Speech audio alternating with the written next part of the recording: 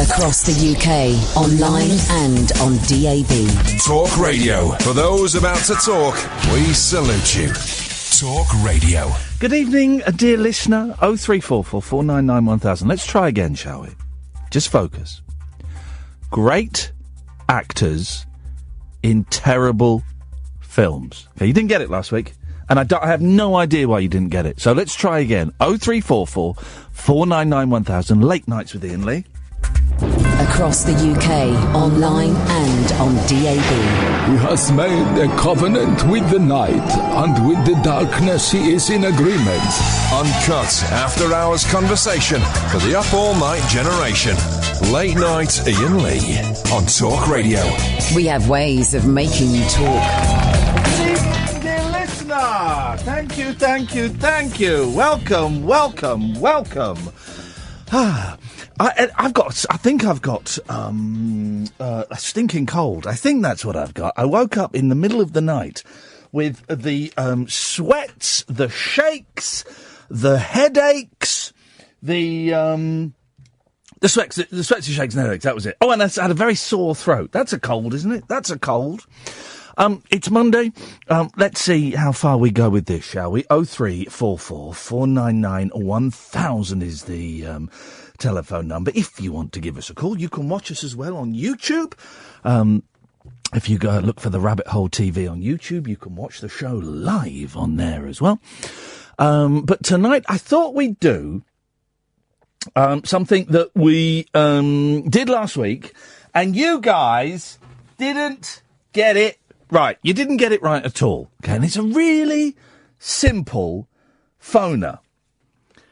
Great actors in lousy movies. Great actors in lousy movies. Great actors in lousy movies. Now, let me give you a few pointers, right? Alec Guinness is a great actor, right? Sylvester Stallone is not a great actor. And then when I tweeted that at the weekend, two people going, yeah, but can you imagine anyone else playing Rocky? What? Can you imagine anyone else playing Rocky? What? I don't even know what that means. What the hell does that even mean? I ignored them. Loads of you were muted on Twitter. I've unmuted all of you. God, you're dumb. You are, really. Can you imagine anyone else playing Rocky? I mean, flipping heck. Kath, can you do me a favour? Can you plug in my computer, please, before I run out of juice? So, we're going to do that phone-in again. Sorry, it's all a bit tangled up. We're going to do that phone-in again. And I'm hoping that this week you'll get it right, okay? 0344 499 1000. As per usual, you can call in about absolutely anything you want. You know the score. The other thing that I had on my mind was very simply, people, 0344 499 1000. People, Because people are really getting on my nuts. They are. We went to Waitrose to get a sandwich. Okay, because we're posh. And there was the checkout, the self-checkout thing where you scan it and you buzz it through. And everyone was taking up loads of space, so there was no room for us to put our stuff. Because they had all the bags and stuff, not even bags of shopping, just on the little ledge. So there was no room for us. All right, fair enough. I can live with that. And there were 3 or 4 people doing... When they went, they all left their baskets on the little ledge. So I picked them up and collected them. Because someone's got to do it. People, Here's one. So I sold my GameCube online, on eBay, right? And I've pretty much made the money back. I probably lost a tenner on it, which I'm okay with. Okay. So it went for 51 quid. 51 quid. That means someone probably bid 50 quid. And someone bid 51 quid and they got it. And they wanted to come and collect it, which is fair enough. All right, saves them a few quid on postage. Beautiful. This fella rocked up to come and collect it. I mistakenly gave him my phone number. And I'm downstairs. All right, beautiful. So I went down, and he pulled out a roll of tenors. And I was thinking, here we go. He said, have you got any change? I've only got tenors. And I'm thinking, I'm not the post office. I'm not W.H. Smith's. I'm not Tesco Express. I said, no, I haven't got any change. He went, what are we going to do? Now, of course, well, if this had been at my house, I would have said, well, you're not getting it for 50 quid. In fact, I've done that before. Someone rocked up to my store and he said, he got it for 45. He said, tell you what, I'll give you 40 for it. I went, nah, I don't think so. He went, all right, I'll go with that. I went, yeah, that's fine. And he paid, of course. And this fella, and it's only a quid, dear listener. It's only a quid. It's only £1. But I said, oh, you might as well just take it then. People, huh? In it though, really? People. Yeah, have you got any change? I haven't got £9. £9 change? Of course I haven't. Oh, I haven't got any one. You knew you were coming. You knew it was a quid. And then he's saying, I'll leave you good feedback. I'm thinking, you do that, sunshine, then I'm going to tell the truth about you. Also, I've blocked his telephone number so he can't call me up when he plugs it into his TV, and he'll say, it doesn't work. And I go, well, yeah, that's a known fault on with GameCubes and modern TVs. Sorry, geezer. So, tonight, I just, and it really is nothing more specific than that. It's a very vague thing, but it's just people, huh? Last night, me and Kath went to see Danny Baker do his show. It was brilliant. I would suggest it was perhaps maybe, 3 or 4 days too long. But it was brilliant. And we went backstage to meet Danny before. Kath, you've still got my T-shirt. And it was a brilliant show, right? But people are, in the interval... No, let's go back a little bit. The first half was 2 hours. And there was a fella next to me with his missus. And we got free seats, and we were up in the gods and stuff. But it was still good. And the fella next to me, every time Danny Baker started telling another story, he went, he was doing that. Let's give it and he was getting louder and louder. And he was probably a little bit shorter than me, but he was quite a tall bloke. So there was room. There was room. I'm a tall guy. There was room. And, he just kept, Jesus Christ. Why? And then at one point he's going, why don't you just go to the interval? Stop telling these stories. People, huh? When we came back from the interval, he didn't return. His missus did, but he didn't return. Going to the toilet. Went and queued in the toilet. It was a big queue. I was stood behind a door. Fella pushed the door open and pushed it onto me quite aggressively. Now, when you know that there's going to be a big queue at a venue, first of all, you don't push the door particularly hard. Secondly, instead of saying, oh, sorry, mate, he went, oh, you're Iain Lee. People, huh? People talking to people in public toilets. It's not the done thing. People, huh? 0344 499 1000 is the telephone number. So we got two good ones for you. People, huh? And great actors in rubbish films. I'm prepared to do the great actors in rubbish films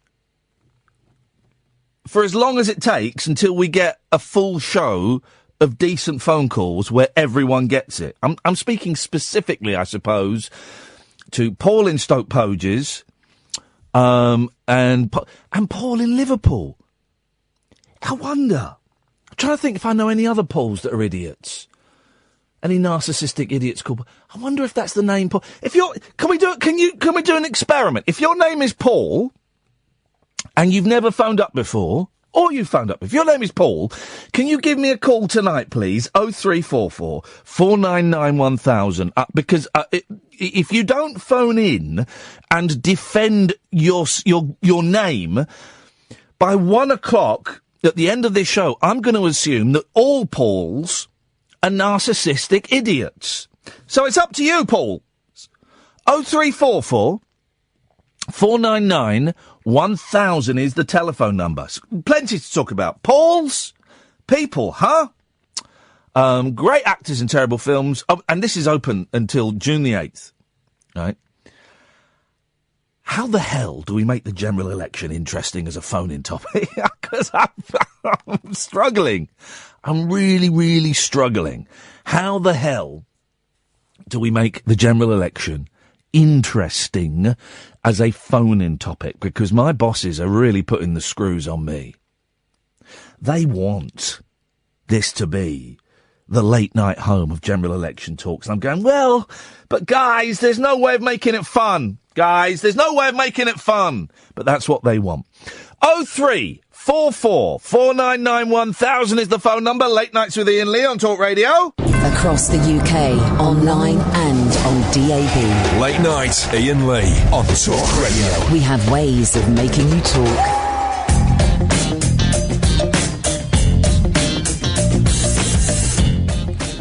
0344 499 1000. Yes, Stuart? Oh, hang on a minute. A bit out of practice. I've not been doing this for 2 days, so I'm a little bit rusty. I think I can make this work. Hang on. Yes, Stuart? Hello, Iain. There we go. We need to bash the old desk. That's what was required. Yes? Right, you want a great actor in a bad movie. Yeah. And here's the thing, right? Yes. If we get one call that doesn't get it, or I don't think we've had enough answers, we'll do it tomorrow. No, I've listened to it. We'll do it. Hang on a minute. Shut up. Shut up. I'm talking. Okay. Shut. What do you mean, yeah? Will you shut up? If we get one caller that doesn't get it, or I think we don't get enough answers, we'll do it tomorrow. And if we don't get enough answers or one caller doesn't get it tomorrow, we'll do it Wednesday. We will keep on doing it. Stuart, you're a bold man. Stop talking when I'm talking. You're a bold man. You've come on first. What you got? Lord Olivier. Yeah. Is this a great actor? He's a great actor, Stuart, yes. He was in the remake of The Jazz Singer with Neil Diamond, which was the worst remake of a very bad movie in the first place. There we go. We mentioned that last week. Yes, I will let you have that one. A great actor in a bad movie. Okay, I didn't listen last week because I had better things to do, but I have got the preset. Hang on a minute. Hang on a minute. What do you mean you had better things to do? What does that even mean? Making money, man. You have to make money, don't you? Sometimes you have to work, and I can't listen when I'm working, so. Unbelievable. And do you talk over everybody who talks to you at work? Well, you do, so why not? Good enough for you, it's good enough for me. You're a very rude man, aren't you, Stuart? I can be. Yes. Anyway, I answered your question correctly, so I think that's it. Enough laid that to bed for the night, okay? Yes, well, why don't you go and earn some money? I've finished for the day. I've done 12 hours a day. Probably more than you have, actually. Well, hang on a minute. What has the number of hours you've done got to do with making you better than me? I didn't say I was better than you. No, but that was the implication that came across. Why would you even say I've done more hours than you? Why would you even say that? Because some of us work for a living. What do you think? Hang on a minute, Stuart. You are a rude little man. What do you think I do for a living? Obviously you work. I mean, you're just picking on me for the sake of it. No, I'm not picking on you for the sake of it. I'm picking on you because you're rude. I have answered your question correctly. Then you made a dig at me because you think I only work 3 hours a night. No, of course you don't. But then why did you have a little pop at me? I tell you what, Stuart, if you want a middling paid job in the media, why don't you go to university for 3 years? Why don't you sign on for 5 years? Why don't you get housing benefit for 5 years? Why don't you borrow loads of money off people for 5 years who are prepared to take a punt on you? I think you're probably missing the point here, Ian, actually, because I work for a living in a bad job while I'm studying, and I also... I'm not missing any point. You've come on and had a pop because you work more hours than me, as if that somehow makes you a better person, as though I'm in Easy Street. I had to work bloody hard and put everything on black on the hope that it would pay off. And you wonder why you don't get any callers? Seriously. I get loads of callers. I've got 2 callers lined up. I never say I don't get any callers. I've got loads of callers. And they're all better and less rude than you. Excellent. You go for that then. Okay, no problem. Unbelievable.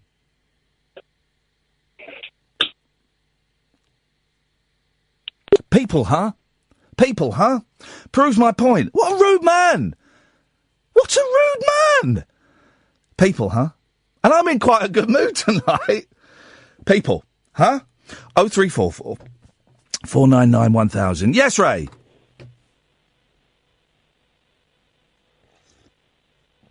Ray, you've got 30 seconds.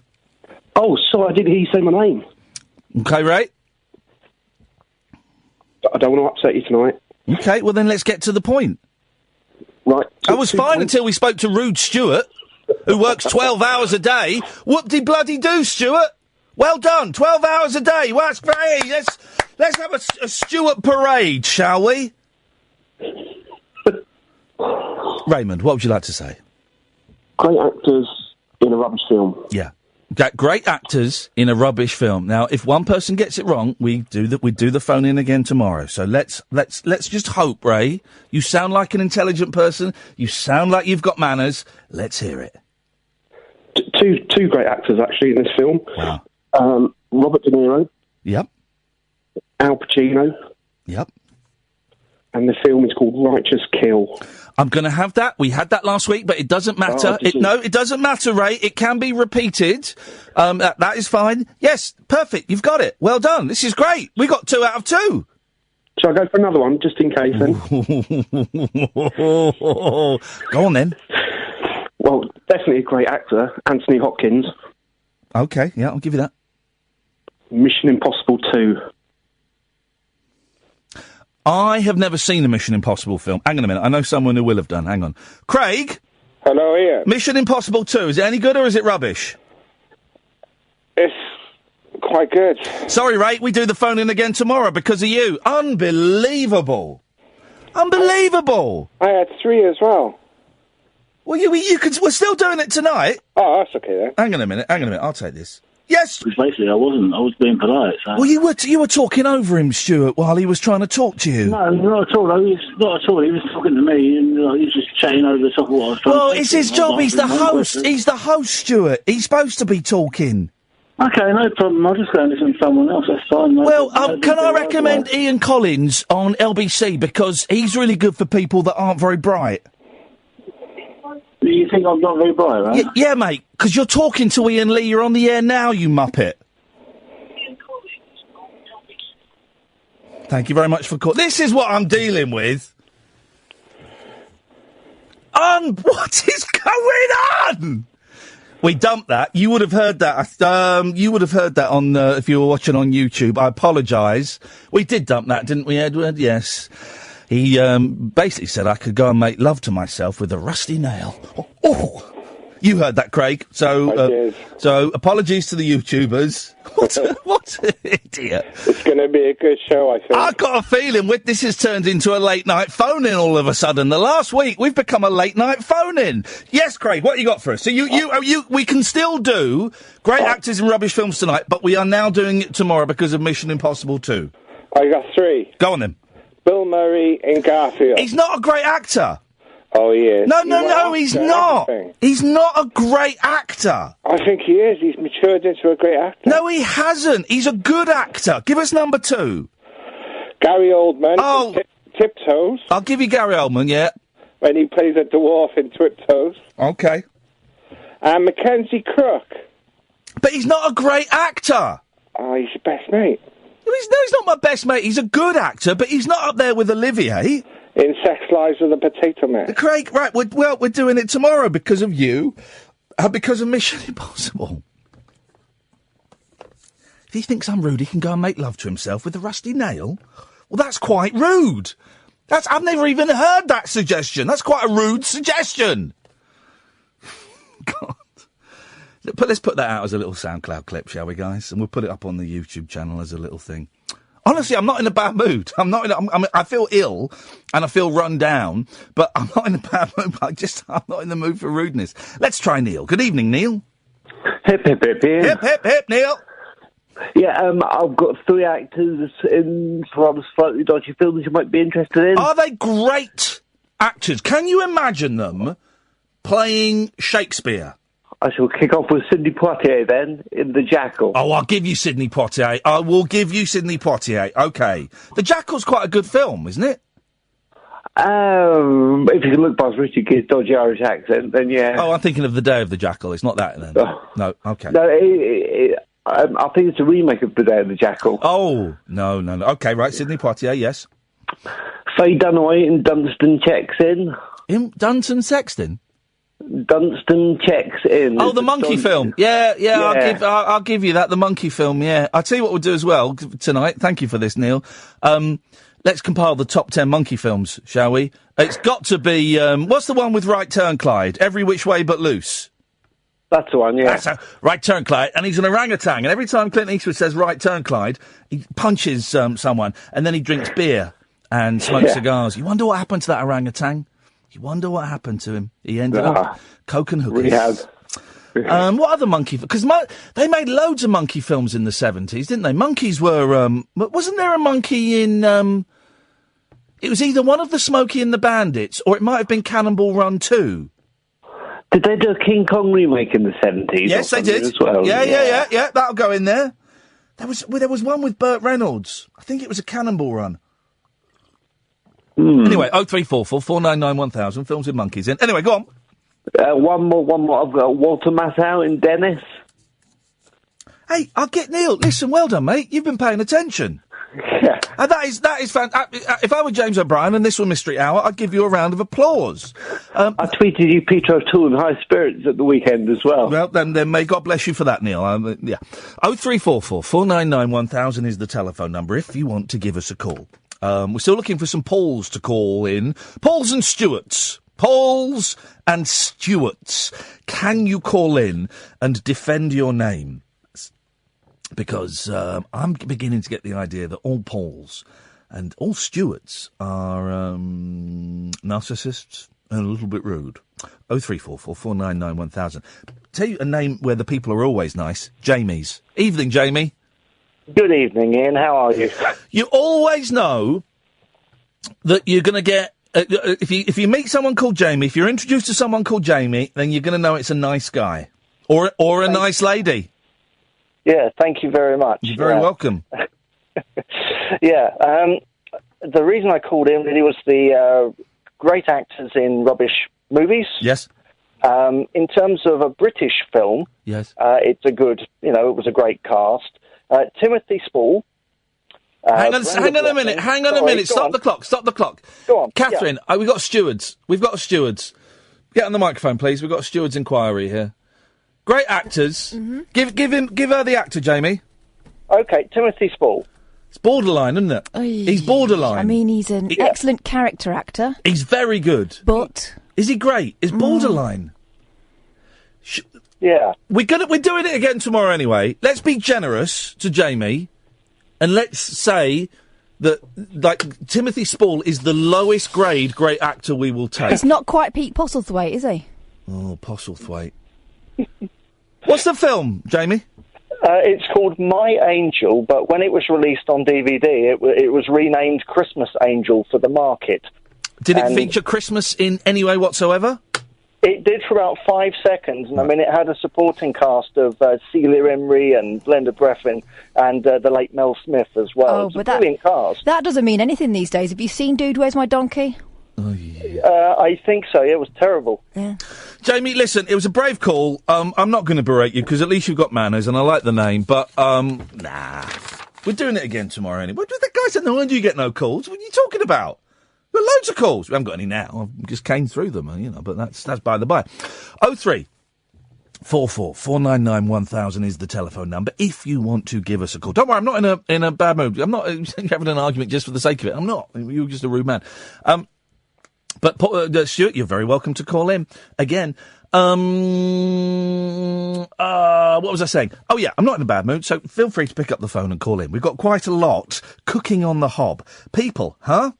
Pauls and Stuarts, great actors in rubbish films, and films. Oh, here we go.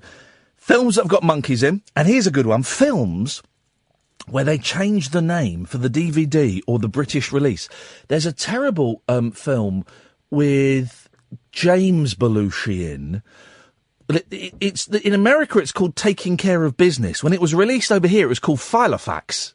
I mean, what? 0344 499 1000. Don't worry, it costs you pennies, if anything. We call you back straight away. Late Nights with Iain Lee on Talk Radio. The wild man of late night radio is back. Iain Lee on Talk Radio. We have ways of making you talk. Alan? Hit on 3. I feel the need to sing. Will you sing with me? Of course I will. What are we singing tonight? You start, Alan, I'll join in. It's Monday night, the week has begun. There's nothing on until 1. I'm divine, we go with the flow. Sorry, Alan, I thought you were Alan, sorry, I thought you were going to do a real song. But, that's still a new jingle for you. Okay. How about doing something from the Hit Parade? I've lost touch of modern music. About old music? Well, I could do Joe Jackson, Stepping Out. I don't know that one. Oh, haven't you got it on Spotify? No, what do you mean have I got on Spotify? Of course not. I've got free Spotify, so they just play whatever they want to play. I'm not paying. Well, I've got it as part of my mobile phone package. Have you really? Yeah. Normally we can't stop you singing. The one night I want you to sing, you're having none of it. No, too early in the week, Ian. Oh, well, sorry to hear that, Alan. What you got for us? Well, to the brief, how the weekend's been? My weekend? Yeah. Lousy. What happened? Oh, just life. Life, is the name of the game, and I want to play the game with you. Not with you. No, the generation game. What happened? Oh, it's just lousy, Alan. My life is collapsing around my ears, sending me into a pit of despair and misery. Did you have the lads with you? I was kind of working on Sunday, but I got to see the boys and did a little bit of homework with them, and that was nice. What homework was it? Well, my youngest was learning to neatly write the letter G. Handwriting. Yeah, it was good. It was very impressive. What did we do Saturday? What did we do on Saturday? I can't remember what we did on Saturday. I've got no idea. Just my life is falling apart, Al. Was it the medication? Well, partly that. Saturday I went shopping for some stuff. Food shopping? No, I'll tell you on Friday. Oh, sounds promising. No, it's not. It was promising, but it's not promising. But I can't tell you until Friday. Nice little teaser for the end of the week. Even then I might not be able to tell you. I have to double check and wait till the check is cashed as to whether I can tell you or not. But it's just, and then I saw Danny Baker last night. That was good. I enjoyed that a lot. He's one of the best writers of TFI Friday ever. Yeah, he's absolutely brilliant. We got to go backstage and meet him and meet his daughter, which was very nice. Yeah. So, like I say, I've never actually met Danny Baker, but he is a good writer, and he works for another station with Fighting Talk. BBC 5 Live. That's the one. Yes, that's the one. But it was good. It was good. But yes, Alan, sometimes I can't be arsed. So today was a tough day, Alan. Today was a tough day. Oh, yeah? Felt physically ill. Oh, I did. I woke up and I had the shivers. And the guy saying we got no phone calls. Look, we got 5 calls lined up. I had the shivers, but I made myself I hadn't eaten much of the weekend, so I made myself get up and go and have a fry up because I thought I need to eat something. Yeah. So I had the fry up, and then I just went back to bed. I've been in bed all day watching back-to-back episodes of Larry Sanders. All right. Yeah. That's another classic from the 80s, that is. 90s. Oh, well, it was the 80s, Larry Sanders. 90s. Oh, right, from the 90s. Well, with me, if I could watch a classic show back-to-back, it would be Cheers. If you could write a show, it would be Cheers. I bet it wouldn't. No, watch a show back-to-back. Here we go. This was a phone-in I was going to do as well. I've got loads of phone-ins tonight. The best sitcom character of all time. I genuinely don't think there has been a better sitcom character than Hank Kingsley from Larry Sanders. Who now? With me, it would be Fraser Crane. Who? Dr. Fraser Crane. Is that like Fraser Crane? Yeah. He's quite good. His show is like The Godfather 2 in that it's the only spin-off that's better than the original. Well, it's been off from Cheers. Yeah. Yeah, that's why it's so versatile. To be on two comedies. Well, and playing be the same just man. as funny. Well, playing the same man. Well, I've got a feeling in the back of my head there was another spin-off from Cheers. I wonder what that was. There was another spin-off from Cheers. Let's go through the characters. There was Woody. That's Woody Harrelson. Yeah. There was Tom Hanks. Not Tom Hanks. What's his name? Ted Danson. That's it. That was Sam. Well, Ted Danson got another sitcom, but he wasn't playing Sam. Maybe it was the fat guy or the postman. You know the postman, Cliff? He has starred in every single film that Disney Pixar has ever made. Has he? As the voice. Has he really? Yeah. Hey, some sad news. No one picked up on this. Well, apart from me, because I'm good at picking up on this. Joni died. I heard about that this morning. I tweeted yesterday, right? Joni from Happy Days died, right? Yeah.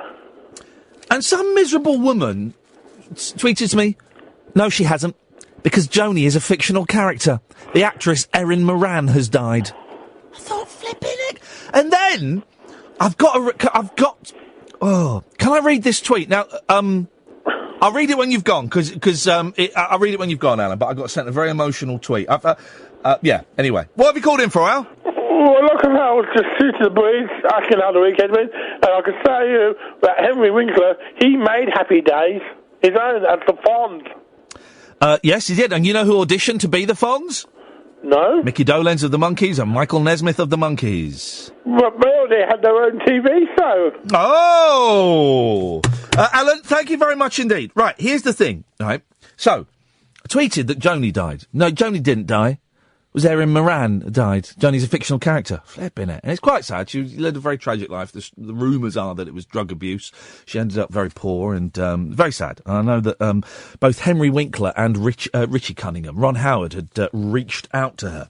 But I kind of fell down the YouTube rabbit hole, right? And I wonder if I can do it on my phone. Yeah, of course I can.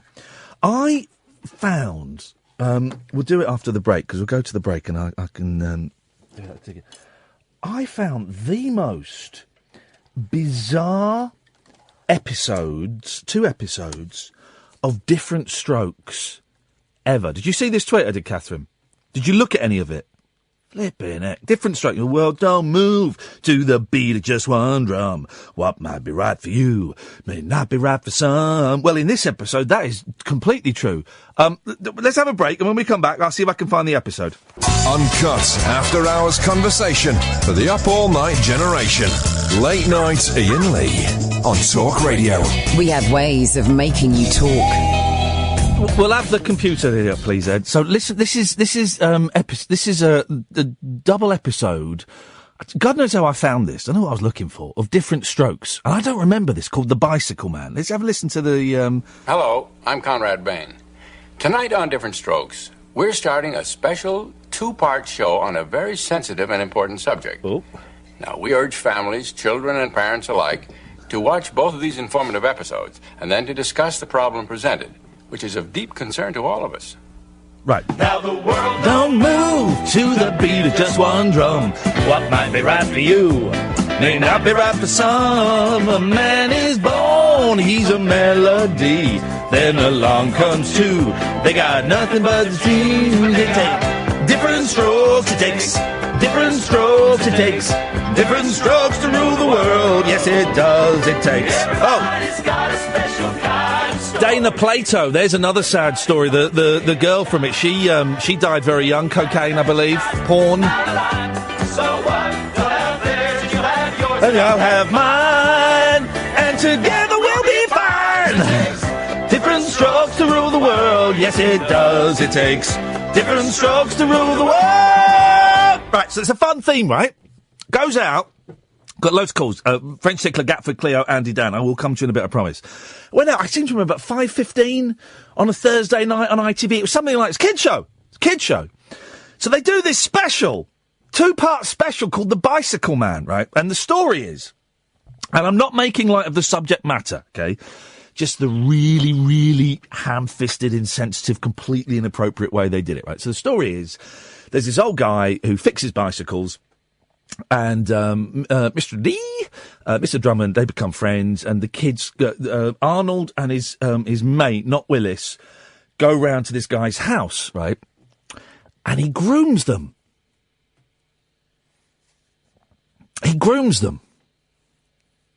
Filmed in front of a live studio audience. The audience are laughing. It's so... I'm going to play you a bit. Again, I'm not making light of the subject matter, okay? Very brave of them.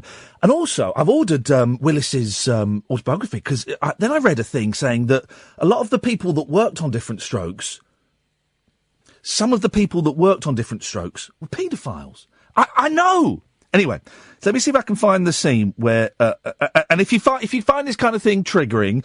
Switch off for the next 5 minutes. I'm not doing it to make light of it, okay? I'm doing it just to show how inappropriate it is. Now, let me find the scene where they're at the bicycle man's house. Here we go. Oh, no, that's when they got them dressed up in sou'westers. Here we go. Nothing much, is it, Dudley? Hardly anything at all. We were just sitting here, waiting for the pizza to pizza. I think I see what's going on here. Oh, you guys were looking at this, huh? No, we weren't. Well, Arnold was. It's a dirty magazine. Me? You were the one with the dangling eyeballs. Guys, there's nothing to feel guilty about. It's okay. There is nothing wrong with looking at ladies. Even when it's that much lady to look at? There's nothing wrong with being naked. Especially if there's nothing to be ashamed of. Haven't your folks ever taken you to a museum? You know, most of the famous statues are naked. Yeah, but at least they had fig leaves. The one in the magazine didn't even have a piece of parsley. People, and they're laughing at it. Isn't it? It's so uncomfortable. There's a good reason for looking at the human body and admiring it. It's a work of art. It's a magnificent Skip thing. forward a bit. I mean, it's so uncomfortable. Here we go. You don't think I'm going to let them kids have all the fun, do you? Look, everybody's laughing and horsing around, having a good time. We had a great old time that day. Looks like fun to me. Yeah. I don't know. I don't think I'd like the idea of running around and everybody staring at my bare butt. It lacks a certain dignity. Well, if you ask me, there are too many uptight, dignified people in the world today anyway. It's time we all let our hair down a little bit. In that case, you let everything down. And it goes on, and it goes on, and it goes on, and it's the weirdest. It's so uncomfortable and so inappropriate. Here's another bit. I got it. Trampoline. You got a trampoline here? Well, no, but, we can jump up and down on the bed. Gee, Mr. Horton, you sure got some great ideas. Wait a minute, guys. Now, just stop calling me Mr. Horton, huh? Well, why don't you call me by my nickname? Curly. I'll call you Mo, and you'll be Larry. We'll pretend like we're the new improved version of the Three Stooges, huh? Whoop, boo! Whoop, boo! Hey, what an act we got. Hey, Curly, I think you got a customer. Don't worry about it, guys. I'll get rid of him right now. And it goes on, and he plies them with wine, and they watch a porno. This is on Different Flipping Strokes. Different Strokes. So I tweeted it. I tweeted it saying, hey, do you remember that episode of Different Strokes when they were groomed by a pedo? No, neither do I, but it happened with laughter. And I shared it. And most people went, God, that's outrageous. Oh, that's awful. God, that's terrible. Oh, dear. And then I got sent a tweet by someone who basically said, oh, well, I'm not even going to read it. But she then goes in this very brief tweet, describes her sexual abuse, describes what happened to her and her friend. And the last three words, no laughter here. What am I supposed to do? And then I liked her tweet. But then I'm thinking, well, that's, of all the things to like, that's really inappropriate, isn't it? You can turn it off now, please, Ed, thank you. That is a weird old episode and a weird thing to tweet me. 0344 499 1000 is the telephone number. Yes, the French tickler. Hello, how are you? I'm very well. I suspect that you are going to be my nemesis tonight. No. I was just thinking Gary Coleman had a tough life as well. Yeah, he did. Yeah.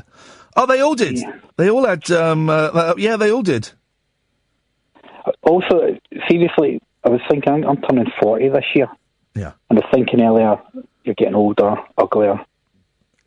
The last two people who have made advances on me, yes, they've both been genuinely old men. Oh, really? And I'm not even, properly dirty old men. Yeah. I thought, what is it about me that attracts old men? That's crazy. But it's actors I just wound up for tonight. Yeah. Great actors in poor movies. I don't know if you've had this one. John Hurt in the awful Indiana Jones film. Yeah, no, we'll have that, definitely. That was a terrible film. Which one? Because I don't think... I've only ever seen the first Indiana Jones film. The fourth one, I think it is. It's Indiana Jones and the Crystal Skulls. That's the one when he's like, in his 60s, but he pretends that he's in his 40s. Yeah. Yeah. No, I've not. I've only ever seen the first one. They all look a little bit silly to me. I remember being really bored of the first. They showed it one Christmas when I was a kid, and I just thought it was so tedious. Yeah. This one's probably obvious. You probably had maybe a few calls of Marlon Brando. Yeah. Well, yeah. Everything he's been in has been awful, hasn't it? No, I was going to say I didn't want to insult any cultural people, but he's been in a lot of stinkers.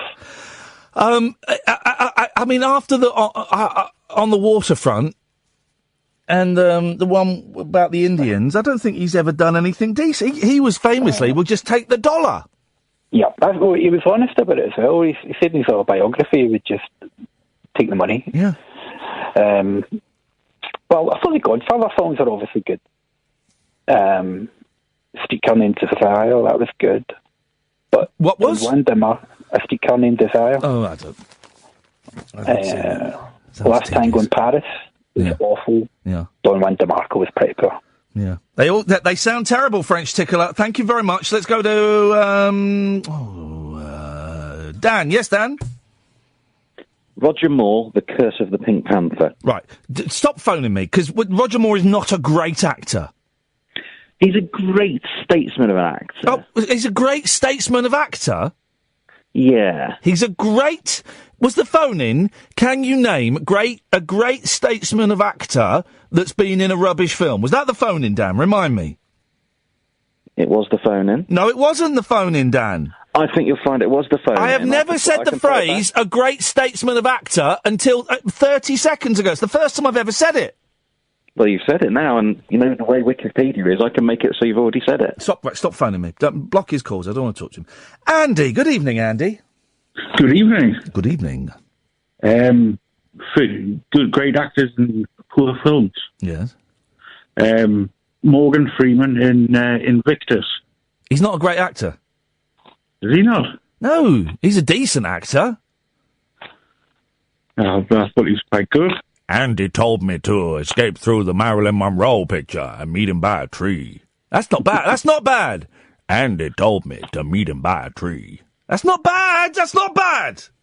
But no, he's not a great actor. How about Jack Nicholson? Nope. No? Nope. I'm not doing very well tonight. Hey, I've got a story about Jack Nicholson, and I'm going to be discreet, because I was told it privately, right? Jack Nicholson is 80, and Jack Nicholson used to work with the Monkees, right? A friend of mine has written a book, and the guy that put the Monkees together got in touch with him to say, hey, I heard about your book, and it was brilliant, thanks. And he said, oh, how did you hear about it? He said, oh, Jack Nicholson phoned me up and started reading bits of it out to me down the phone. How cool is that? I probably shouldn't have said that, but these things happen. Anything else? Do you know any Pauls or Stuarts, Andy? Famous ones or ones not famous? Just general, because I'm building up this theory that Pauls and Stuarts are narcissists and not particularly clever people. I know one Paul and one Stuart, I think. What are they like? Kenny, I met up with one today, and he used to be a pharmacist, I think. Well, he used to be a pharmacist. What went wrong? Why did he get the sack? He retired. Well, they often do that, don't they, when a scandal is about to break? Well, he was of retiring age. Who's that? He was of retiring age. Okay, coincidence. And that was a Paul or a Stuart? A Paul. Okay.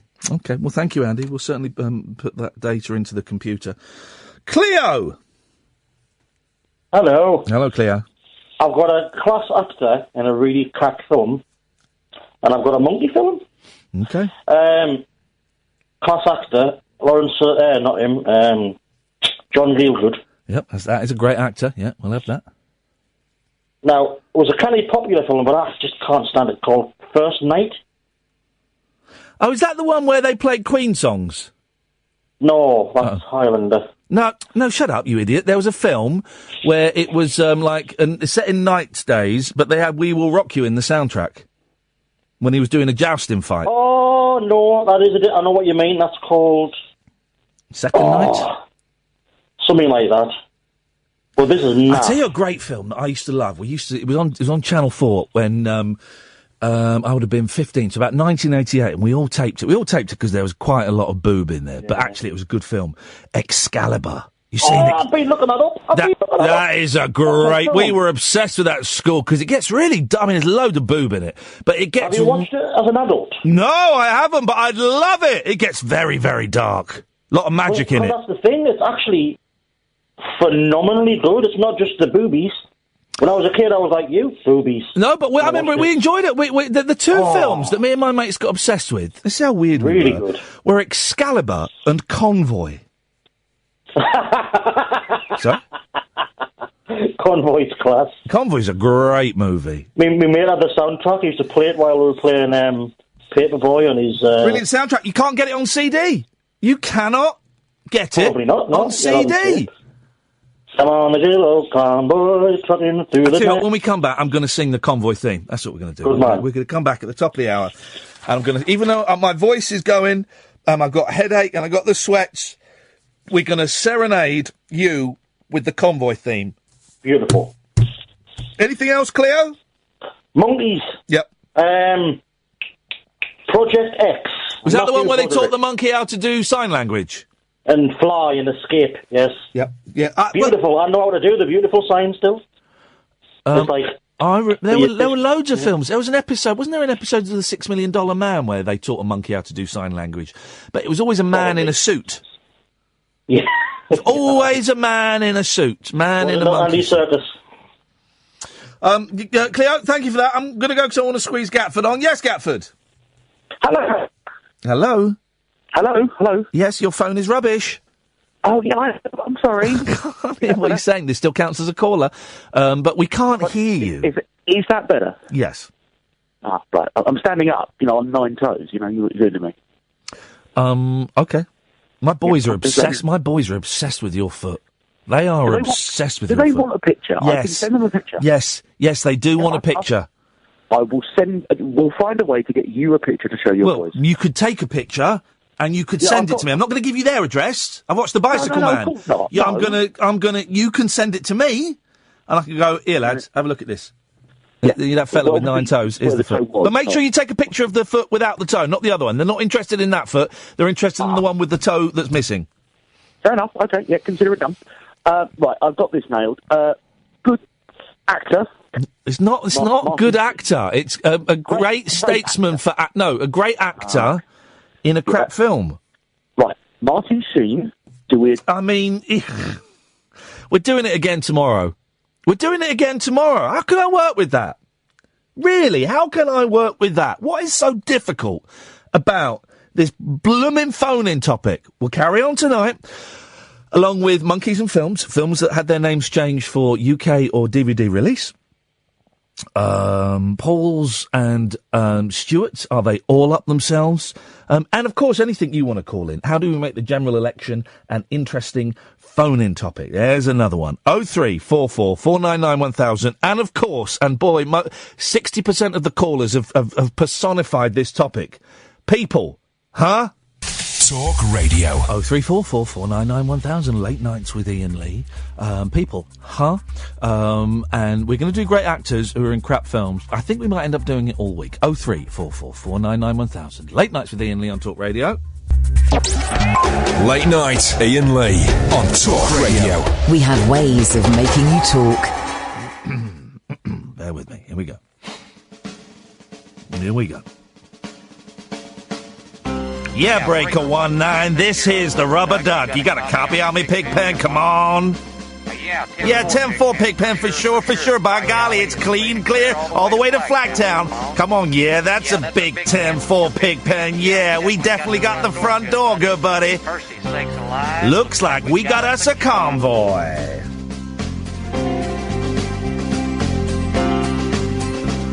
Arizona, noon on the 7th of June when they highballed over the pass.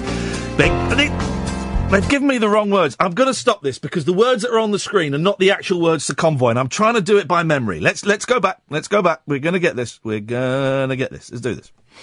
I'm not reading the words. I'm going to... Yeah, Breaker 19, this here's the rubber duck. You got a copy on me, Pigpen? Come on.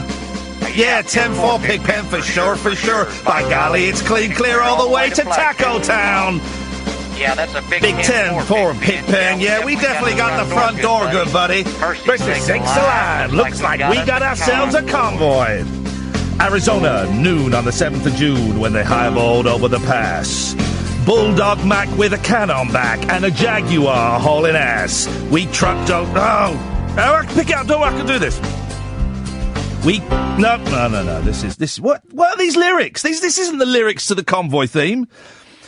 Stuart, I'll be with you in a minute.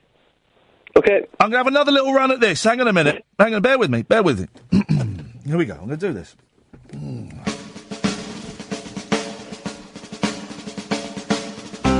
Yeah, Breaker 19. This here's Rubber Duck. We've got a copy on the Pigpen. Come on. They don't say Taco Town because they probably think it's racist.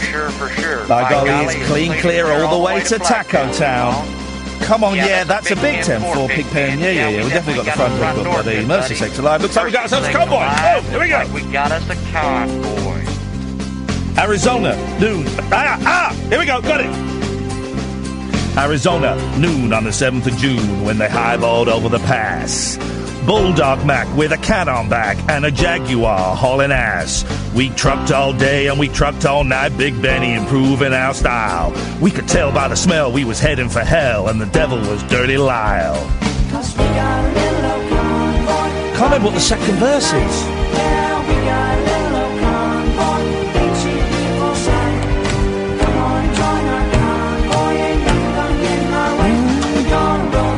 I'm hoping it goes to the right words. I don't remember the second verse. Yeah, Breaker Pigpen, this here's the duck. You want to back off them hogs 10-4 about 5 miles or so, 10, Roger? Them hogs are getting intense up here. New Mexico, 1I40 like a Texan lizard on glass. 1,000 pedals was mashing the metals and something was up their ass. Right, what we're going to do? We're going to put that on hold, guys. Katherine, what I need from you is, can you print off the lyrics to the convoy, but the theme version? There were 2 versions. So not the original version, the theme, the lyrics. Can you print those off? Because we're going to do this, Stuart. I will not be beaten by fake, politically correct karaoke lyrics on YouTube. I will not be beaten. Stuart, you've called in. What have you got for us? Yep, by the way, I remember you playing that on Absolute, and it's always popping up on my iPod on Shuffle now, so thanks for that. It's a brilliant song, isn't it? It is an absolutely brilliant song. Yeah, it is. Hang on a minute. Stay there. This might be it. This might be a better version. Hang on. Let me see. It's in the key of C. Hang on a second. Just bear with me. Here we go. We're going to get there. Here we go. Why is it so quiet? What the hell is wrong with this thing? Have you done anything, Ed? What the hell is going on? This is the right version! Oh, jeez. And what's this? Hang on a minute. I'm going to find it. Hang on. Here's a guy singing. Who loves Will? Here's a guy singing Convoy, karaoke style at Reese's. Let's see. Hang on. you, Andy. That's high praise. This guy's living my dream. He's in a bar singing Convoy. Yeah, 10-4 pick, man, for sure. He's not doing the speaking parts on the CB. Lightweight. Yeah, that's a big 10-4 pick, man. Yeah, we definitely got the front door good, buddy. Mercy Stakes alive. Looks like we First line of the movie is Arizona Noon. It was a dark moon on the 6th of June. Get stuffed. That's not the movie version. I'm not having it. Yes, Stuart, what have you got for us? I've got a great actor and a rubbish film. Go on then. Meryl Streep, Mamma Mia. Yeah, we'll have that. We will definitely have that. She is indeed a great actor, and we say actor now, we don't say actress. I don't know why. I don't know what is going on. I don't know how we do these things, but we say actor, and I'm very, very happy to say that Meryl Streep is a great actor. Great actor. What were you doing watching Mamma Mia? Your mum watched it, did she? She might have done. I've never seen it, but it looks rubbish. It didn't appeal to me. It looks rubbish. It looks like an absolute stinker. So no, good choice, Stuart. We'll have that definitely. Thank you. Hey, now listen. Exactly an hour ago, we had one of your namesakes, Stuart, phoning in, and he's kind of soured the mood for stews for me. Can you do something to promote the good name of Stuart? I think I'm a nice person. I will put it to the Stuart committee to kick him out. Would you be able to do that? And what then? He has to change his name, or he has no name whatsoever? I think it's a 3-strike system. Okay. Well, he had let me know if he calls again. He had 2 strikes tonight, so nice one, okay. Stuart. Thank you, mate. I appreciate that. It's going to go to the Stuart committee. That escalated quickly, didn't it? Good evening, Amanda. Hi, how you doing? I'm okay, yeah. Okay, so we're talking about, great and the bad and the films. So I've got one, okay? The great and the bad and the film. And the films. I'm worried as to where this is going to go, yes. It's a film, and it's... 2 words, and the first one is the... It sounds like that, doesn't it? So it's The Delivering Rabbits and Hares, and it's about 2 guys that go away, and he's a bit of an alcoholic, and... a bit of a stolen hairs. It's a really brilliant film. What's it called? With Neil and I. Oh, yeah. Yes. Did you say rabbits? Yeah, there's a really brilliant scene in it. I don't remember. I haven't seen it for years. I don't remember the rabbit scene. Absolutely. Yeah, they're delivering rabbits and hares. Okay. So the best one is, or the worst. I'm not sure. It depends on your opinion, really. Yes. Matthew Ferguson. Yes. Do you think that's the one? Say it again. Massey Ferguson. I don't Brilliant. know. Who's Massey Ferguson? Well, my ex-husband had one, and it was a John Deere. I have got you. I might have fallen asleep for 10 seconds. I have literally no idea what you're talking about. Massey Ferguson. Who's Massey Ferguson? Oh, Tractor. And he said, the best tractor in really bad films. Is that what you not said? Did you say that? Massey Ferguson was... I'm not sure about You're good. It, I'm not sure. You're good. You can call again. Thank you, Amanda. Well, she was good. She was good. She's redeemed the show, guys. The show has been redeemed by Amanda. I think that With Nell and I is a bit overrated. I don't think I'd enjoy it particularly. Here we go. Are these the right lyrics? Let me have a look. Arizona, noon on the 7th of June when they highballed over the Mac. Here we go. We got it. We got ourselves a convoy. Okay. Let's, okay, here we go. This is it. Let's have this up nice and loud. Correct lyrics. Be worth it. Here we go. Yes! Yeah, Breaker 19, this is the rubber duck. You got a copy of me love machine. 10-4 pig pen for sure. By golly, it's clean clear at a taco town. Yeah, we definitely got us the front door, good buddy. Mercy sakes alive! Looks like we got ourselves a convoy! Here we go. There we're in. Yes. Arizona, noon on the 7th of June when they highballed over the pass. Got all this right. Bulldog Mac with a cannon bag and a Jaguar hauling ass. He's 10 on the floor, stroking ball, seat cover's starting to gain. Now, Beaver, you are trucking with the rubber duck and I'm about to pull the plug on your chain. Yes! Here we go! This is the best song ever. This is the best song ever, guys.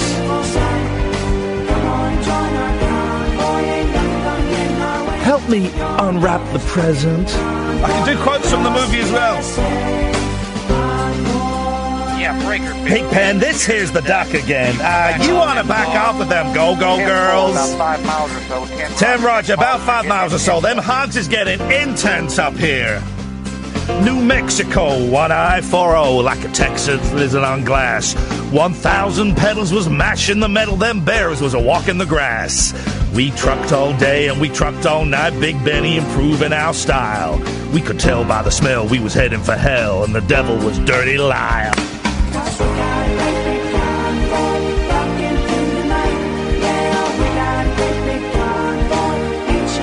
There we go.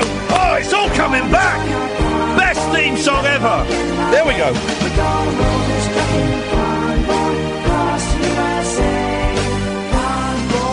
want to give me a 10-9 on that big bed? When we get to the pass, we're going to put on our fish costumes and pass out the Vaseline and an extra ration of rum for the men. That should do it. Now, Lyle was a creep. He was tacky and cheap, but he had him a badge and a gun. He hated the duck and he hated his truck, and he loved to bust truckers for fun. So he followed the line and he bided his time and he watched for his chance to strike. Then he picked on a trucker, yeah, a wiry little sucker, yeah, the trucker they called Spider Mike. But the great rubber duck sort of run out of luck when he crossed that final bridge. There's choppers and rigs full of guns and pigs. There's wall to wall on the ridge. He showed no fear as he grabbed his gear and he stuck it to Granddaddy low. Them guns went boom and his ass went zoom and the Mac took a terminal blow. Yeah, rubber duck and Southbuster, come over, yeah. Say, listen, Big Nasty, we sure are glad you was along on this here run to kick ass, don't you know? 10-4, I know you can't say kick ass on the CB. Back. Well, that big black Mac stopped dead in her tracks when the trailer blew high in the air. There was pieces of truck and some pieces of duck and junk and debris everywhere. Then the rig took a drink and commenced to sink, and there was no duck no more. But that evil smile from dirty old Lyle shone south from the North Texas shore. Come on!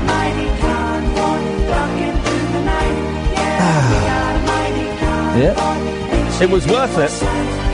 It was worth it.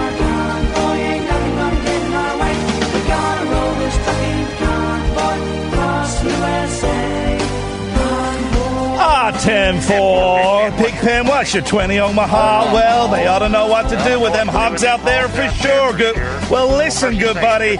Keep the bugs off on your glass and the bears off on your ass. We'll catch you on the flip-flop. This here's the rubber duck on the side, southbound and down. We gone bye-bye. Late night, Iain Lee on Talk Radio. We have ways of making you talk. Oh, yes. Good evening, Jerry. On the side, let me in. On the side. Nice little bit of... Were you a CB? You were too young for CB, weren't you? CB. Did you? I had CB. No one uses them anymore. Yes. Everyone's got mobile phones. Mobile phones have killed CB radio. So much fun. Is there a CB radio? Is there a CB radio app? No, what's the point? Well, so you could use it like a CB radio. So you talk to randoms. Let's have a look. There must be. Randoms like me. Biscuit and a biscuit and a black hole. I want to have, what they call it, a 69? Did you ever have a 69? Not a 69, an eyeball. An eyeball. An eyeball. Eyeball. Eyeball meat. Yes, a meet-up.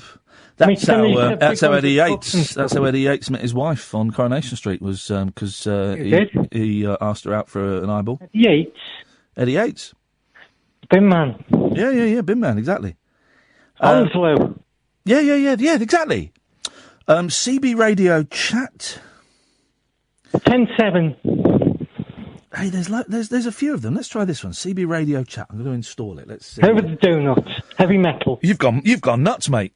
I've got to remember it all. It's all coming back. You're sounding well. Yeah, doing well at the moment. But the convoy thing just got me up and going. It's good. It's a good song, isn't it? Stokes episode about kidnapping. It's a great album, right? But you cannot buy it on CD. I've got it on record. I must rip the vinyl off and turn it into a CD. Just download it off YouTube and put it on CD. Yes, exactly. That's what we'll do. Hang on a minute. Even though the episode is different station about kidnapping. Yeah. And kidnapping. That's just a weird program that was. Yeah. There we go. Hang on a minute. I've got CB radio on my phone. Yeah. Hotel 240. Hang on a minute. Right. You be quiet. You'll be on smack. Whoa. Hey. Whoa. Whoa. I don't know how to turn it off. There we go. We turned that off. Wow, you can get CB radio on your phone. This is insane. You're right. It's on the case already. There we go. Everyone, guys. Download. Hang on. Everyone download CB Radio Chat. It's free. And I've made my CB Radio handle Iain Lee. That's what I put my nickname as. So, try and find me. Oh, it's not that you dream. Anyway, Joe, what you got for us? Did you have anything? Did we do what you wanted? Yeah, Mr. Man, there's a weird episode of Mr. Man. It's not Mr. Pickle. That's weird. As you said, what gig you can come to, yeah? Yes. What gig can I come to? What? Oh, what gig can I come to see? Oh, well, come on May the 6th. May 6th? May the 6th, yeah, come on May the 6th. I will. All right, we'll see you there. Bye. Ta-ta. Jay! Hey, hip, hip, hip. Hey, man. How you doing, mate? Yeah, I'm all right, thank you, Jay. What you got for us? Well, is John Hurt, is he good enough? He's great. He's a great actor. John Hurt is a great actor, recently departed, of course. Yeah. I've got a couple for him. Double Bubble, a terrible film. Yeah. He took the dollar for every now and then. He was in King Ralph. Oh, mate, I'm not having that. I went to the pictures to see King Ralph. Have you seen it recently? Have you seen it? It doesn't hold up, mate. Doesn't matter. Okay, Doesn't matter. right. A bomb goes off, the entire royal family is killed, and John Goodman is the next in line. It wasn't a bomb, it was an electrocution at a photography session. Even better. Great film. It had Peter O'Toole in it as well. Yep, great film. So you're not having that as a bad film? No, not having that as a bad film, not at all. No, I went to the pictures for that. Okay. There was one other that I had as a backup. He's in Indiana Jones and the Kingdom of the Crystal Skull. Is that yeah, sure, they're all rubbish. They're all rubbish, yeah. The Indiana Jones films. They're all rubbish. No. Yeah. 1 and 3 are great. Here's the thing, if great. he didn't get involved in 1, the Nazis would have melted earlier. What? If he didn't get involved in 1, yeah, the Nazis would have melted earlier. Elaborate. Right, so at the end of the film, the Nazis open the box and they all melt, yeah? Yeah. Right. Well, the Nazis were always going to open the box, so they were always going to melt. So he should have just let them get the thing anyway and let them open it earlier. Yeah, you're right. You just ruined the whole franchise for me. Well, there you go. And I only know that because I read it online somewhere. I've not seen it for years, and I read that. And went, oh, no. Ever look at the internet. That's why you never look at the internet. It's a bad place to ruin films. Look at the internet, guys. Do not look at the internet. It is not a good thing for you, man. Yeah. Oh, that's awful. Anyway, would you like me to play a little bit of ukulele? Yeah, I'd love you to, mate. Yeah, I can't think of anything better. 0344 499 1000, by the way. But yeah, go on. Why don't you pick between the Monkees, Paul Simon, and Monkees or Paul Simon? Paul Simon. Okay. Give me a second because I do need a little bit of preparation. And now, is it best to put you on loudspeaker and then play, or what? No. Just put the phone down near me and play and hope. I won't be able to hear you then, but that's okay, isn't it? Yep. And you just fade me out whenever you feel like it. Okay, well, don't tempt me. All right, ta-ta, mate. Ta-ta. Right, here we go. What's one? Who's it going to be? Oh, he's good, he's good.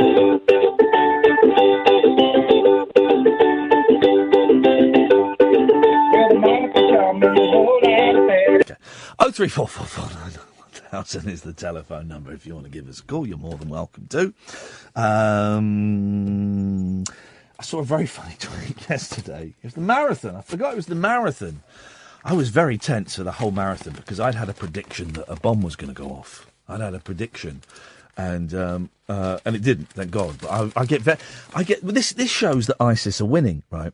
I get very tense during huge public gatherings because I'm scared it's that they're going to, do what they do, drive into someone or blow something, do what they do, and that concerns me. So I can't. And also, the marathon's boring.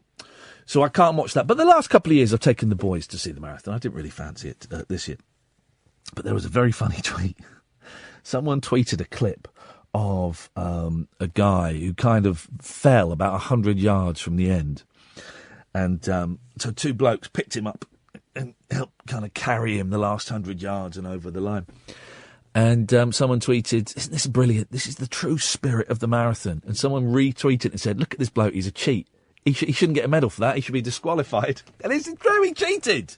If you can't do it yourself, then you shouldn't be doing it. When I was a kid, when the marathon started in, I'm going to say, 1982, definitely when I lived in Slough, because I remember watching it. And, no, maybe even earlier, 81. I'm going to say 81. People had to train for all year for it, didn't they? People had to train all year to go and do the marathon. And if you did it, you were considered to be, superhero, proper, wow, you did a marathon? That's it. That is incredible. You actually went and did a marathon? Wow. I'm blown away by that.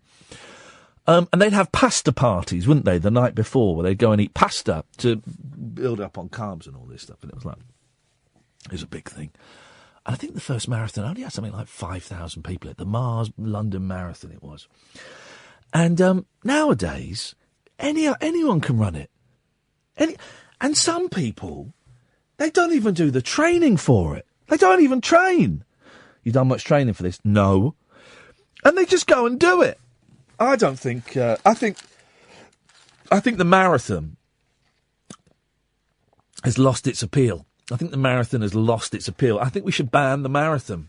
I really do. I just think we should ban it. And it's all smug. I mean, there's a bloke here dressed as Mr. Potato Head. And back in the day, you'd have someone dressed up as a clown, or you'd have someone doing it on the Bernie Clifton comedy Ostrich, right?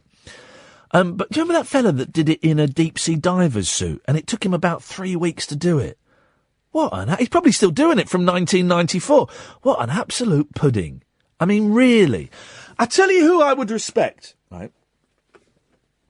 People that ran the marathon without getting sponsored. They just did it for the pure narcissistic arrogance of going, yep, I ran the marathon. Brilliant. What charity? What charity did you run it for? I don't know what you mean. How much did you raise? Oh, no. I wasn't doing it for charity. I just did it to feel good about myself. What? Yeah, I did. I just did it to feel good. Well, you could have got like $5,000 for cancer. I didn't fancy that. Life support, nah. The incubators for the premature, nah. I just did it so that I feel good about myself. That was it. That was the only reason. Those guys I respect. And here's the thing, doing it in a wheelchair, how do we know for sure those guys aren't motorised? We don't know. And also, hands are easier than legs. I could do it in a wheelchair. Oh, yes, I could. They've got special gloves. And the thing is, if you got really tired, you just go, oh, could you give us a push? Oh, could you give us a push from the wheelchair? Yeah, no worries, mate. How far? Another 13 miles. Yeah, all right, mate. No worries. You look after the kids. I'm pushing this bloke. Yeah, wheelchair. How far? 13 mile. Flip it. 03 44 499 1000 is the telephone number. Late Nights with Iain Lee on Talk Radio. Unmissable late night radio with the original king of unconventional conversation. Make contact with Iain Lee. Late Night Iain Lee on Talk Radio. We'll get you talking. Evening, James. Good evening, hip, hip, hip, and all that. Hip, How are hip, you? hip, James. I'm feeling lousy, and I'm just going to say Oh. to my production team now, can we find a delicious classic interview to play out at the end of the show? Because honestly, I'm getting what I like to call a migraine. So we can do that. We can do that. Classic Iain Lee interview to play out at the end of the show. I don't think me freestyling convoy helped at all. But I thought it was beautiful. It was. What a great voice. It was amazing. I was there. Yeah. I was back in the 70s. It was. What you got for us, James? Well, I just wanted to quickly drop in first. I can confirm that Mamma Mia is a load of pony. It's a terrible film. What is? Mamma Mia, the Meryl Streep dog's egg. Yes. It's horrible. But the reason I wanted to phone in was people kind of upsizing what you mentioned about people who leave their baskets on the shelf in Waitrose. Oh, people, huh? The people who leave their shopping trolleys in parking spaces. Yes. The devils. Oh, just why? They do that. Why do they do that? How hard is it? It's just a few metres into the little shed thing. Yeah, exactly. Just come on, guys, for crying out loud. Just move, go, because and also they start rolling. Yeah. And then you're driving around the parking. It's a Saturday afternoon. You're trying to find a space. There's a space. Oh, there's a blimmin' trolley in it, and I can't get out of the car to move it because the person behind me will get out and kill me. Yes. So you just have to move on. Oh, yes.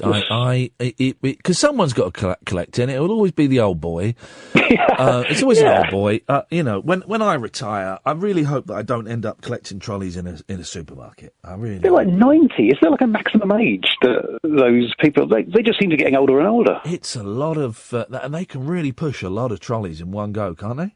It's incredible. Yeah. It's like a convoy, almost. Hey! If you will. I see what you've done there. Very clever, very clever. Brought it back round. Thank you, James. Anything else? I think I'm done, actually. Beautiful. 0344 499 1000. Hey, good news, guys. Good news. Bananarama are back together. Huh? Genuinely thrilled. Bananarama are a brilliant group, aren't they? Genuinely thrilled by that. Where is it? Here we go. Exclusive, says Dan Wooten of the Bizarre column in The Sun.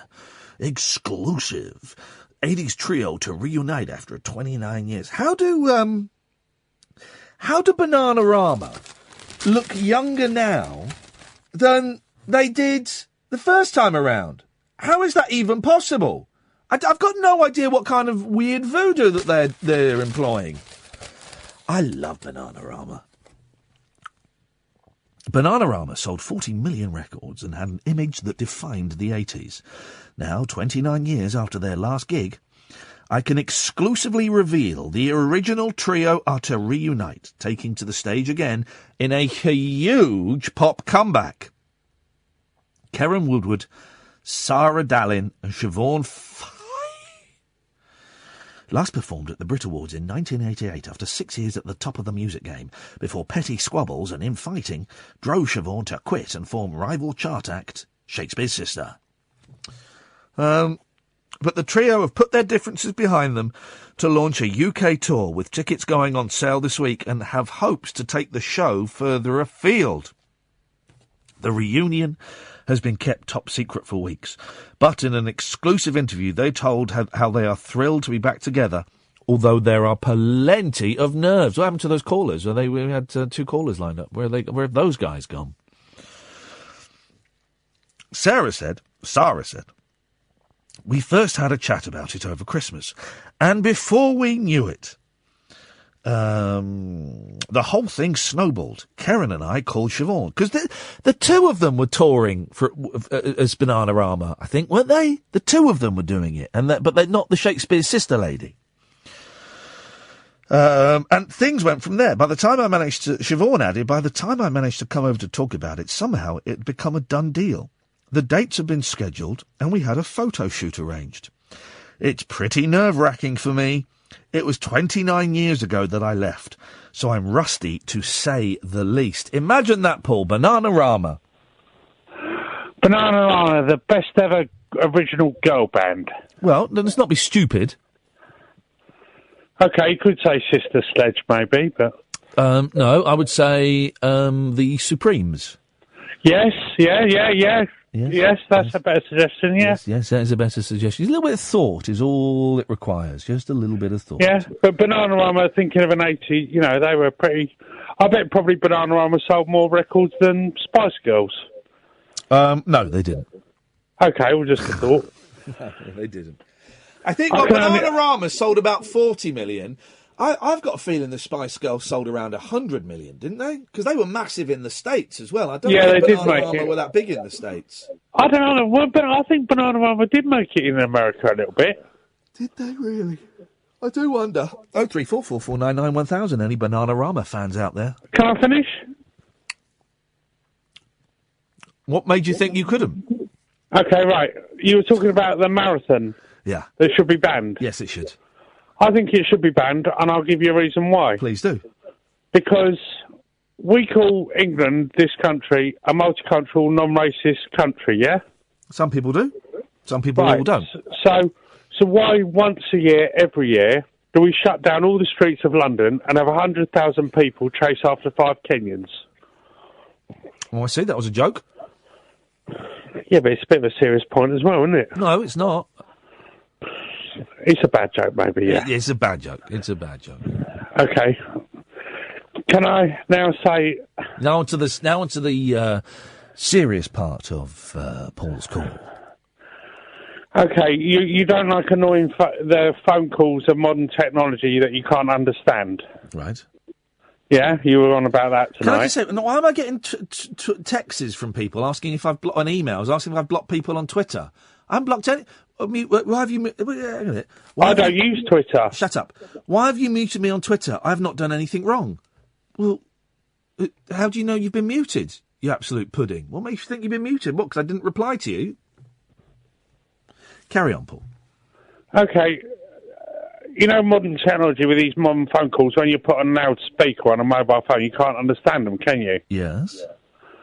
So, what I think is so much for so-called modern brilliant technology, it can be usually total rubbish. Yes. The perfect example is when you're speaking to someone on a mobile phone and they have you on loudspeaker, you can't understand the word they're saying. Right, that's what... Because what it sounds like to me Here we go. is that they're selling instant mashed potato. What does someone selling instant mashed potatoes sound like?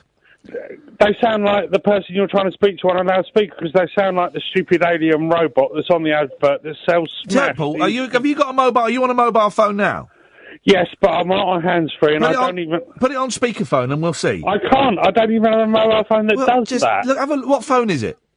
It's just a simple... It doesn't have a camera on it. There'll be a button. No, There will I be. don't have a mobile phone that does that. There will be a button. But see the green button. Press the green button. No, I do not have a phone that does this. All phones do it, mate. Press the green button. It does not do it. I do not have a mobile phone that does this. All phones do it. Not all mobile phones do it, no. Yes, they do. I don't have a loudspeaker setting. I don't. You do. Press the green button. I don't have a green button. What button do you use to dial? A button that just says answer. It's a flip phone. Press the answer button. It will put you on speakerphone. Okay, I'll try right now. You're just telling me that, so hang up, aren't you? No, it won't. I'll try it.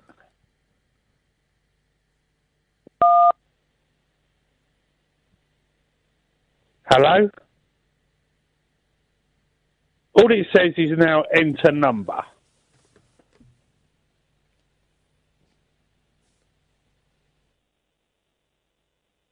Hello?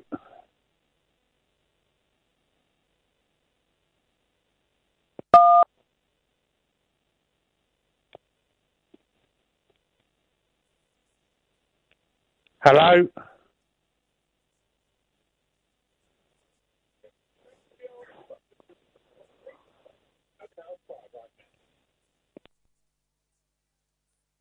Late Night Iain Lee on Talk Radio.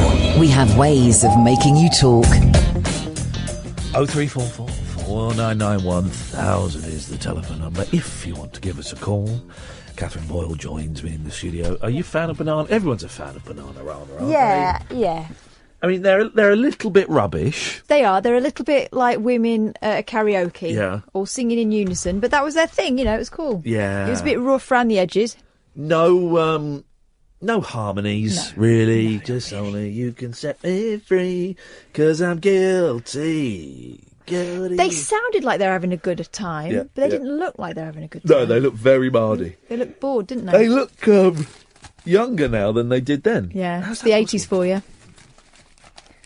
It's funny, isn't it? Yeah. Well, if we had free tickets, I'd go and... I wouldn't pay to go and see them, but if we had free tickets to see the Bananarama ladies, I would definitely go and do that. I've got a feeling I might be sick. Imagine. I'm not going to do it in that bin, because that's... It's got holes in it. Why do they have bins in studios where a lot of presenters are drug addicts and alcoholics? We know that. I'm not going to go through the itinerary of talk radio, but there are at least 7. But they have bins that have got holes in. So if you do... I've puked up in a studio before. I went up with 3CR when I was downstairs and I had that migraine. I know. Puked up in a bin. And you took all your clothes off. I didn't take all my clothes off. I stripped down to my pants. Okay. But luckily... Who was it who came down? Gail. Now, luckily, Gail... She's got sons. Well, my usual technique when I have a migraine is I need to cool my testicles. I need to cool... This is a great tip for anyone that has a migraine. Well, if you're a man. Well... Maybe it works. Hey, what's this thing? UKIP, right? They're going to check... What made you think of them? I'll tell you what. Oh, I know. They're going to make it compulsory to check young girls and women they think are at risk from FGM. My initial reaction is, right, OK, great that someone's trying to do something at FGM, because obviously that's awful. But forcing a young girl or a woman to go, even with a doctor... From a certain racial profile. To go and expose her downstairs to make sure nothing's been snipped off. As a woman, as a human being, I find that an imposition. And do you know what? It's bad enough when you have to go and have a smear test and all that stuff. It's bad enough. You have to go to the happy place in your head. Yeah. But no, not as a young girl. And we're talking about little girls in some cases. Go and have it. How would you make that law? I mean... Same one they're going to make for the beekeepers. I don't think they should ban the burqa. I don't like the burqa. I don't like it, but I don't think you can ban it, because if you ban one style... Well, I mean, UKIP, but it's wonderful watching them fall apart and disappear. But if you... He hid in his room for ages today, didn't he? Didn't he? He's a fruitcake, that fella.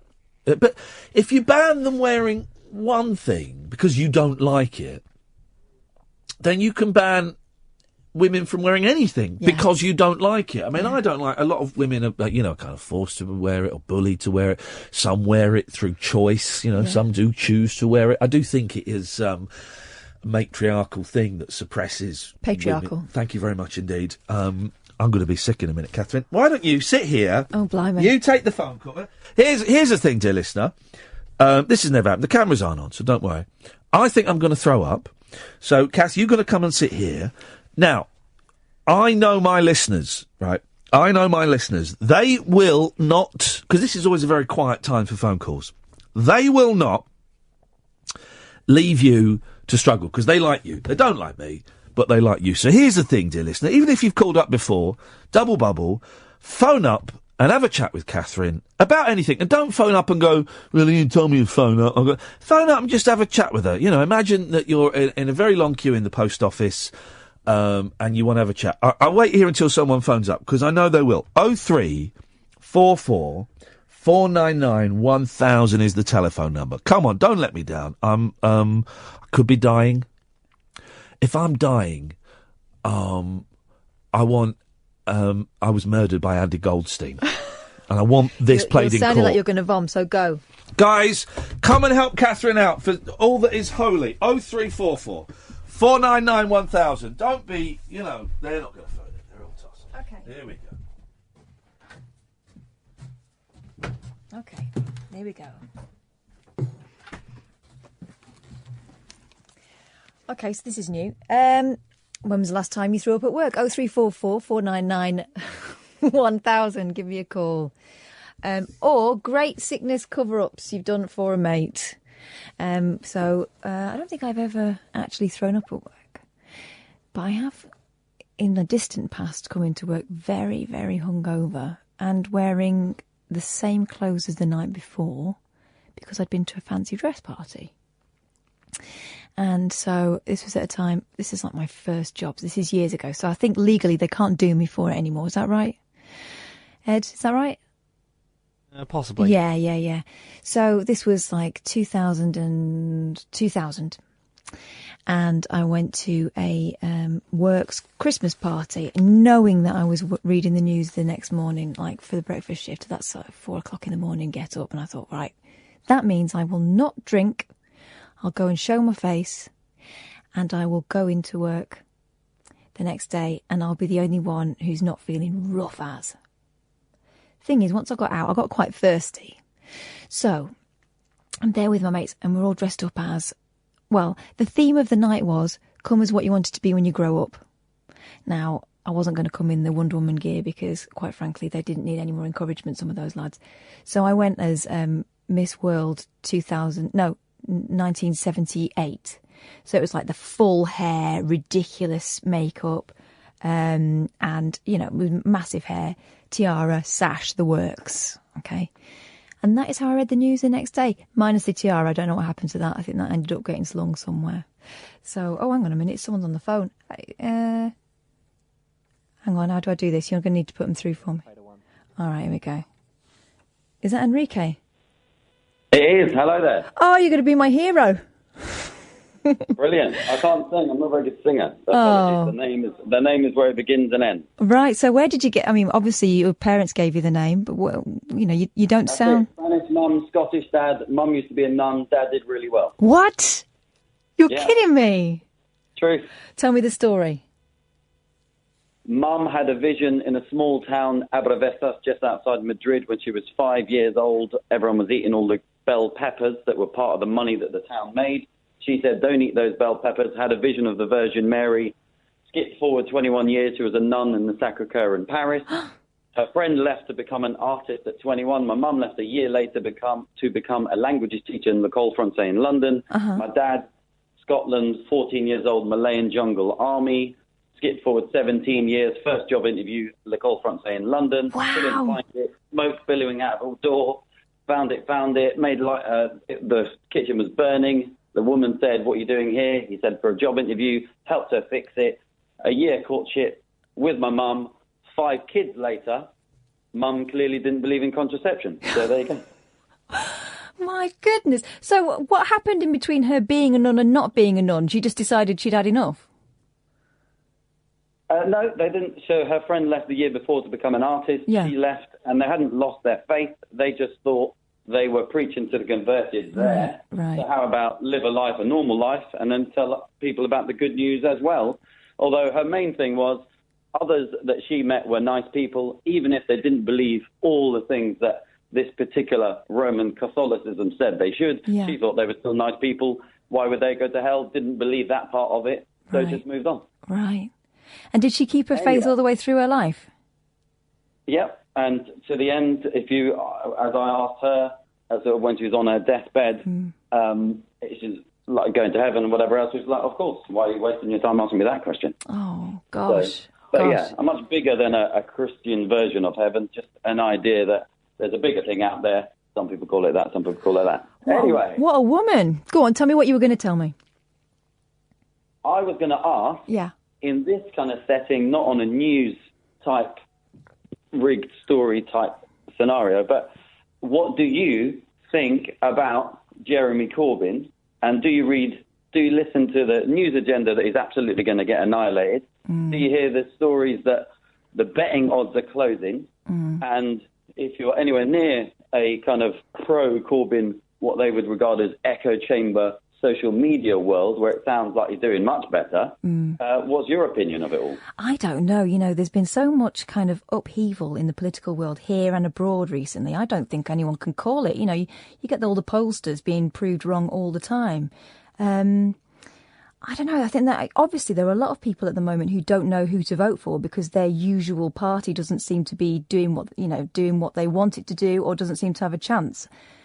But all it takes is for the people who don't normally vote to decide that this is the one. And you get a kind of Trump scenario, don't you, where the unthinkable happens. What do you think? I think if we always bang on about a lack of principles in politics, then in my lifetime at least, I'm 37, this is the first time there's ever been anyone ever that's been close to standing in even the shadow of a principle. So for me, it's a complete no-brainer. Right, you vote for him even though everyone's telling you that, principles are all well and good, but he doesn't have what it takes to win, or doesn't have a will to win. I question what they mean, what it takes to win, whatever else. It's like, I don't know. We live in a world these days, it seems, where just having money means you're a winner. What's that about? That doesn't make any sense to me.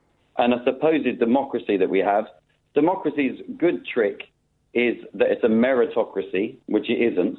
And capitalism's best trick, I think, is convincing people, one, that it is democracy, and two, that it equals meritocracy. Capitalism isn't that at all. It's a massive pyramid system.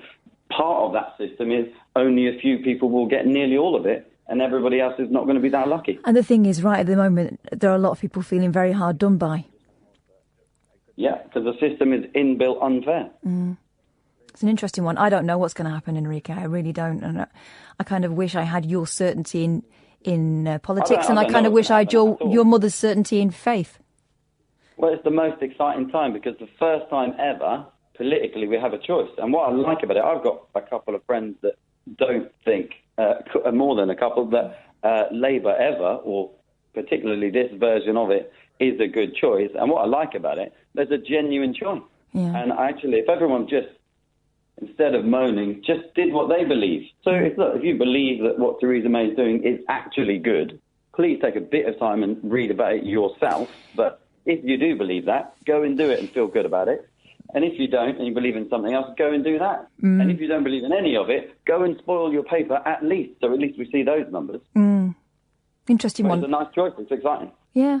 It's an interesting one. I haven't got a clue what I'm going to do at this point. I'm hoping something happens. There's some sort of revelation, but I just don't know. Anyway, Enrique, I'm going to go because I've got to speak to Marty in Vancouver. But thanks for ringing up and thank you for saving my ass. Here's Marty. Hiya, Marty.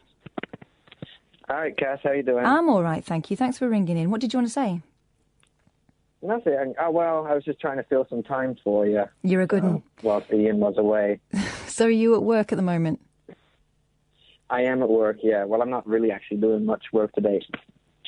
Because what time is it? What time is it there? Because I'm listening to... Yeah, I was going to say because you phone us quite a bit from work, and it always seems pretty quiet in the background. Yeah, well, I work in my own office, so and then I have the door shut when I speak to you guys. So it's 4:00 right now, so I got an hour to go. Right. So they think you're being very busy and important, and actually you're on the phone to this. Yeah. this muppet. And I look really important right now. I'm like tapping on my keyboard like it looks like I'm doing stuff, but I'm not really. Excellent. We've all done that manoeuvre. Yeah, actually, since James came back to Talk Radio, and then since I found your guys' show, I mean, I'm literally getting not much done at work between 11 and 5. But oh well. Well, you said to me that Canadian radio's no good. I would have thought it'd been great because it's you've got such a big place. You're quite close to America. Some of their stuff's quite out there. How come it's not moved over to Canada? I don't really know, Cass, but I think a lot of the speech in the talk radios, because that's always what I've been into, a lot of it is probably just a bit too serious. Mm-hmm. You need a bit of lightheartedness. Yeah. And when I grew up listening to talk radio and James Whale and Iain back in the day, then that's the kind of radio shows that I got interested in. So that's kind of what I stuck with.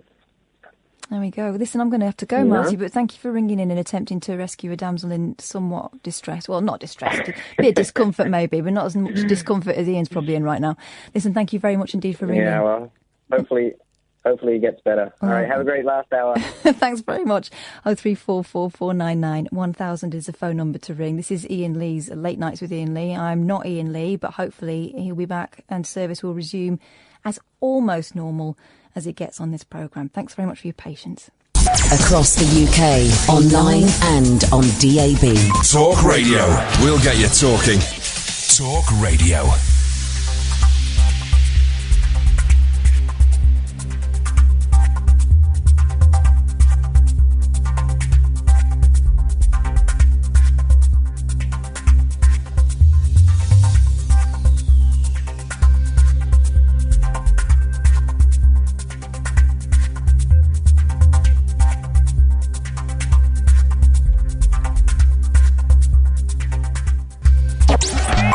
Late Night, Iain Lee on Talk Radio. We have ways of making you talk. Yesterday was kinda like the 4th of July. The way your face lit up the entire sky. Had to look away because it hurt my eyes. The way you hit me was a big surprise.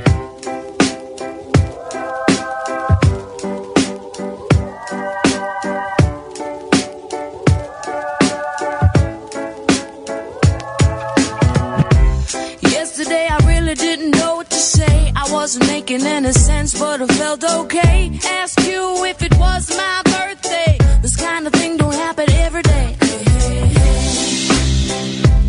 Hey, hey, hey. I didn't think an angel would get in my way.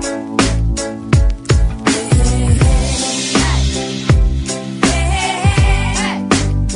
I didn't think an angel would get in my way. Yesterday I felt just like a child, a little curious, a little wild. Live in the moment and you'll never go out of style. You know it's really been a while.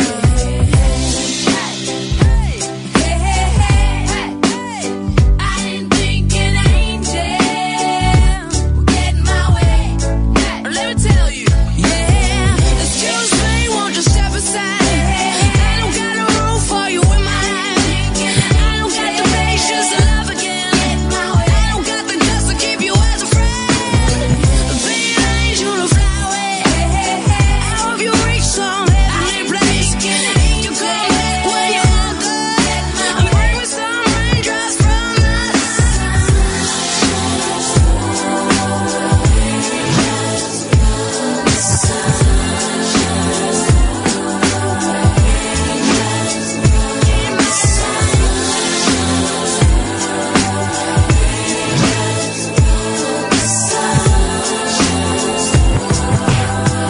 Today I feel like I'm doing time. I didn't think it would be such a shameful crime. It's been a while since I let you go.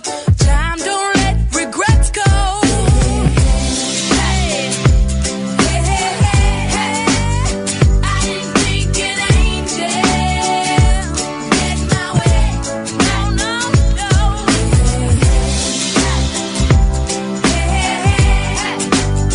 I didn't think an angel would get in my way. Hey. So I gotta welcome angels, welcome angels, welcome angels, welcome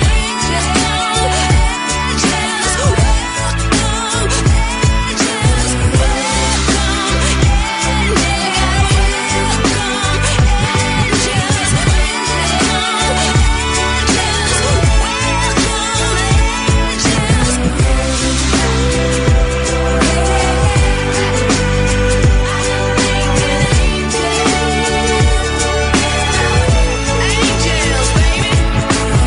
Helping old lady up the stairs. Let a fat lady sit in your seat on the subway. Give a bum a meal. Bum a cigarette. And give it back. I was tripping then. Peace and love. Paul is in Stoke Poges. Evening, Paul.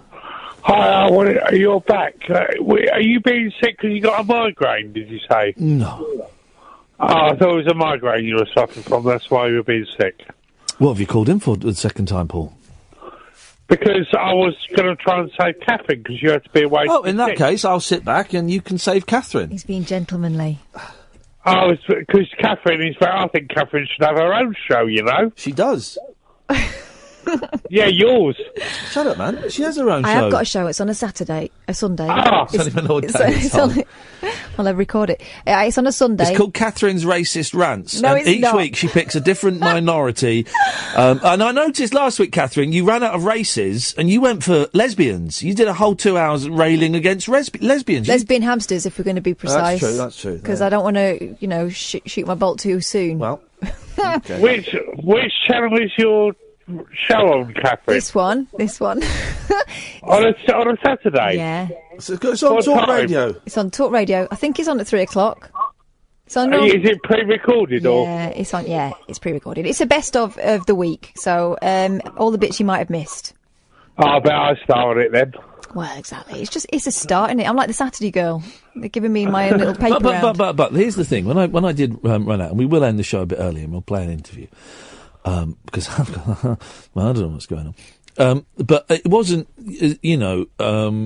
I've worked with Katherine for years, and she's done shows. She's presented shows. She was presenting shows before I was presenting shows. So it wasn't, it was a slight burden, but it wasn't a huge burden. It wasn't a massive googly, no. Okay, can I just say then, if she's called herself just a Saturday girl, I have a really strong deja vu, man. Really strong deja vu. Is she like the Saturday girl that is a Saturday girl? Ian, you're the hairdresser, doing women's perms and rollers. How does the person? She's the Saturday girl. The person. Shut up! I'm saying something much more interesting. How does? Because there's always a kid working at a hairdresser's, and all they do is sweep up. Make cups of tea. How does that learn them how to cut hairs? I think they have lessons as well. Oh, okay. Okay. Have you ever been to one of those trainee nights? No way. Why would you? Discounted haircut's only £5. I don't know why I'm so precious about it. You pay for your haircut £5? No. At the student nights, yeah. Because my mum used to cut my fringe and everyone knew about it the day after. Flipping heck. It's like... My mum used to cut my hair and put a bowl around my head and give me a bowl cut. No, she never. That never actually happened. She actually did that. But my fringe used to look like it'd been done with a knife and fork. Yeah, exactly, yeah. Well, we used to have a woman come round, Carol Pratchett, and she would come round. She was a trained hairdresser. She glamorous? No. She's a nice lady. Mobile hairdresser. Yeah. Except she worked. I think she worked in. She used to work in a salon, but she had the scissors, and she'd come round. She'd come round our house once every 2 months and cut mine and my sister's and my mum's hair. Right, but I look at the pictures of them. They're the worst. She couldn't cut hair. I remember we'd sit in the living room on the chair, and I'd wash my hair in the kitchen sink, and she couldn't cut hair at all. Can I say now, my mum was obsessed. Every day I got home from school, I used to have to sit down in the kitchen on the kitchen stool and have the knit check. Every day, straight away. That explains a lot. That is nothing. There was a girl at my school whose mum became famous amongst the other mums because when she had friends over to play, she would check their hair before she allowed them in the house. Wow, bicycle man. Do you remember having to have your hair washed in horrible smelling shampoo? No, because I never had nips. Oh, I did. No, not nip. But you used to have your hair washed in on Friday night in Vosine. Vosine was delicious. Hey, I was still using Vosine when I went to college. Is Vosine still going? It's a bit like Fairy Liquid, but it was good. I used to like Vosine. I think they changed the formulation. I used to like the shape of the bottle. Mm-hmm. It's like it was a good shape. It was like a woman's body, wasn't it? It was like a tear. It's like a pear-shaped woman. Yeah. You're thinking of Matey. Oh, the Matey bubble bath. Yeah. Then there was Mrs. Matey. Here's the thing, right? When I was a kid, we were brought up to respect Matey and Mrs. Matey, and you only put, Mummy would only put a drop in, right? Yeah, only a drop, yeah. Yeah, well, the kid, if I buy Matey or Mrs. Matey, the kids go nuts and they just pour it all in. I go, well, you've just wasted them. Only a drop of Matey used to go a long way, not like... Well, they pour it in. This is the problem with today's generation. They poured it all in, and I tell them off. My lot can't have anything like that. It makes them go bobbly. It makes them go all funny. Sod bloody Radox. Yeah, sod bloody Radox. That should be their slogan. Sod bloody Radox. By Fengel. My friend's dad used to work for Beecham's, and he had a garage full of Fengel. And you knew what you were going to get. Fengel? Yeah, what Fengel. It was like... Do you know what company makes Radox? Sorry, I forgot we got Paul on the line. He's not interested in hearing us. Do you know what company makes Radox? No, I don't. ICI. They're based on the Bath Road in Slough. Right, okay. Well, so who makes it then? Jeff, Rod... Sarah Lee. The people that make the frozen cream cakes, yeah. Well, no, they don't. Radox are made by Sarah Lee. No, they won't. They won't be. It will not say on the back of Radox, Sarah Lee. They will have the same parent company. It will be the same parent company, yeah. Yeah, so it's a different company. Procter and Gamble or something, yeah, isn't it? Different company, buddy. But the Sarah Lee that are on Bath Road in Slough make Radox. No, they don't. No, they don't, mate. Go and get me some Radox now. Go on. I haven't got any Radox. Has your mum got any? No, she's got all soothers. There we go. Thank you very much, Nick, because your mum likes a good suck. Now, let's go to Craig. Yeah, I used to think, see, because I was phoning in to help Kath as well. Well, you talk to Kath. I'm going to sit back because I feel terrible. Oh, don't. You look terrible as You well. can talk, sweet cheeks. Oh, I didn't mean it rude. It just meant you look ill. Flipping heck. I'm tripping, man. All right, Craig. Yeah, for the first time ever in my broadcasting career, I've put a jacket on and I've asked for the studio temperature to be increased. Yeah, because normally he likes it so cold that I'm still freezing. Everything of mine is sticking out on end. Anyway, Craig, over to you. Yeah, I had a story about illness, and it was slightly related to work. But in my previous existence, about 20 years ago, I was in accounts. I ran an Can I account. just say, sorry to interrupt. Last thing, and then you tell this, right? You talk to Kath. Lane has tweeted me, right? Mm-hmm. I had a massive ghoulie once. Very scared. I'll ring in and tell you about it. Don't bother. I don't want to hear about Lane's massive ghoulie. Does he mean a testicle? Yeah. Oh, no, don't bother, Lane. That's plenty. You've told us plenty. That's enough. Thank you. Carry on, Craig. Yeah, in the early 90s, I ran an accounts department for a photocopying company. Oh, yeah, sexy. And, I was into grunge and all that, you know, I was, I would have been late 20s.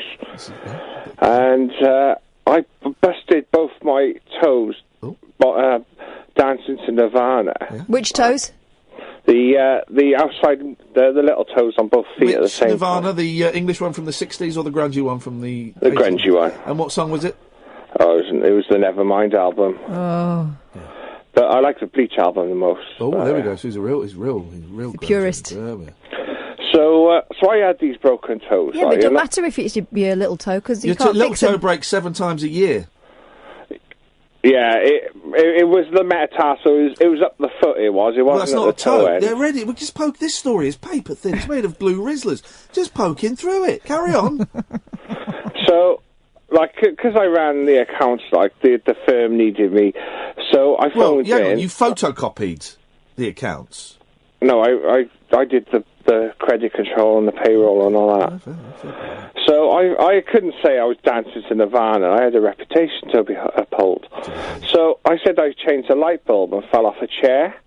And you think that... That's cooler. That is cooler than breaking your toes dancing. It wasn't acting the goat in the dancing, was it? No. But, I'm a Jehovah's Witness as well, yeah?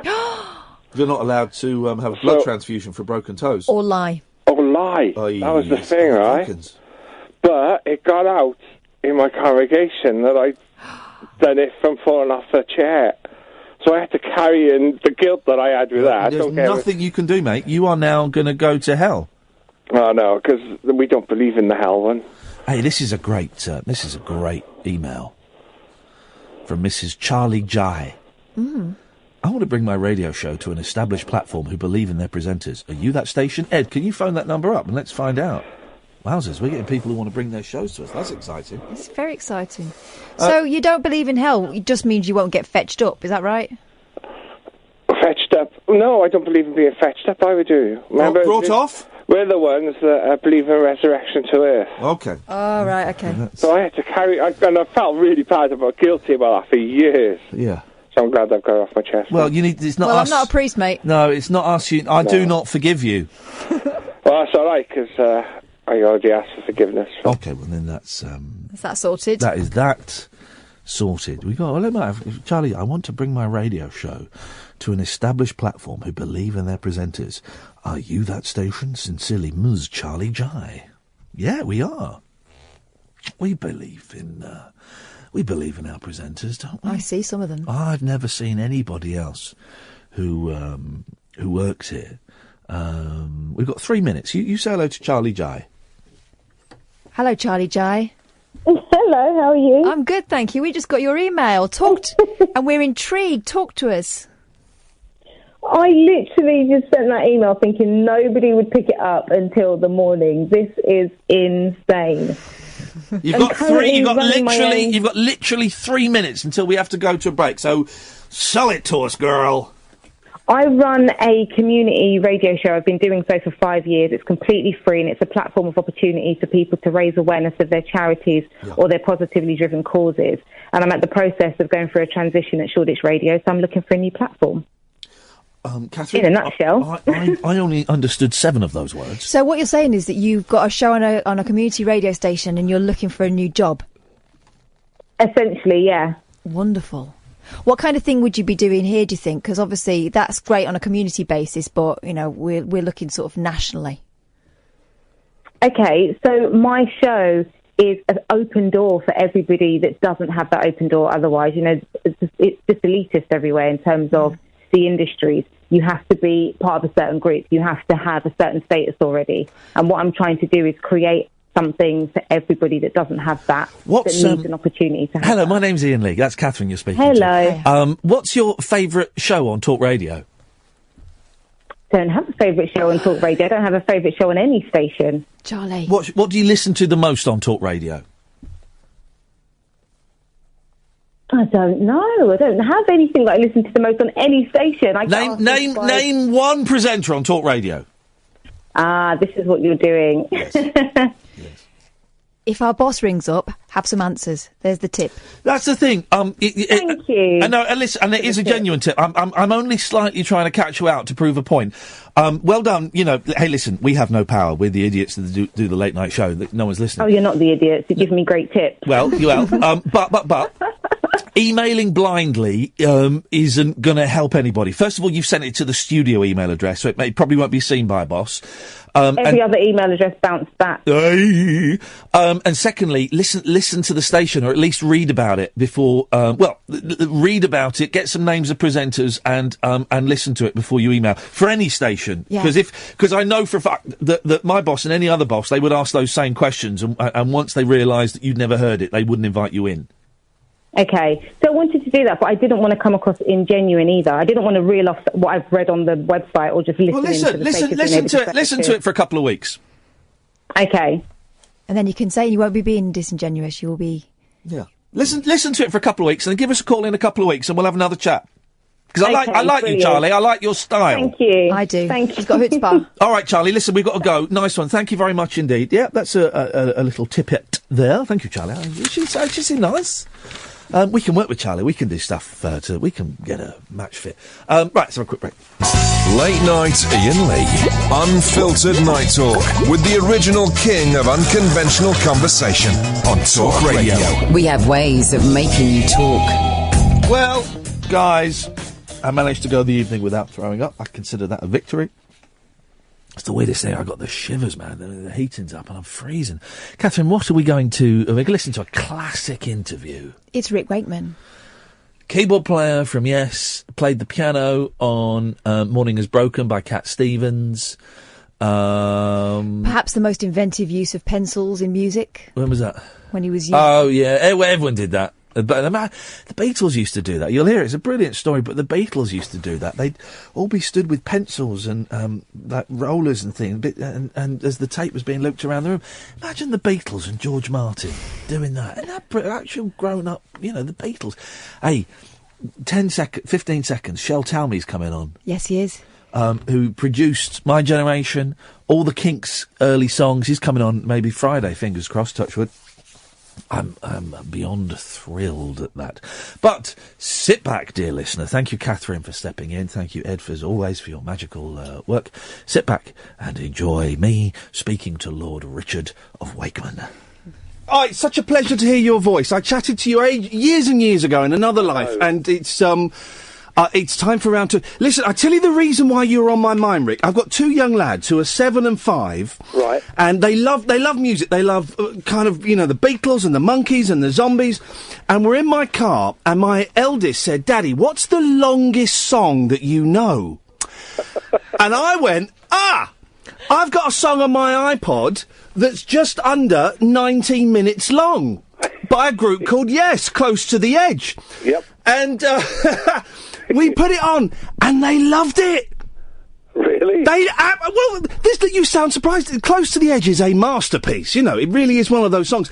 And my 7 and 5-year-old, they're going, "How much longer's left? And they were singing it. They were "Seasons will pass you," but they were singing it and absolutely loving it. Oh, that's lovely.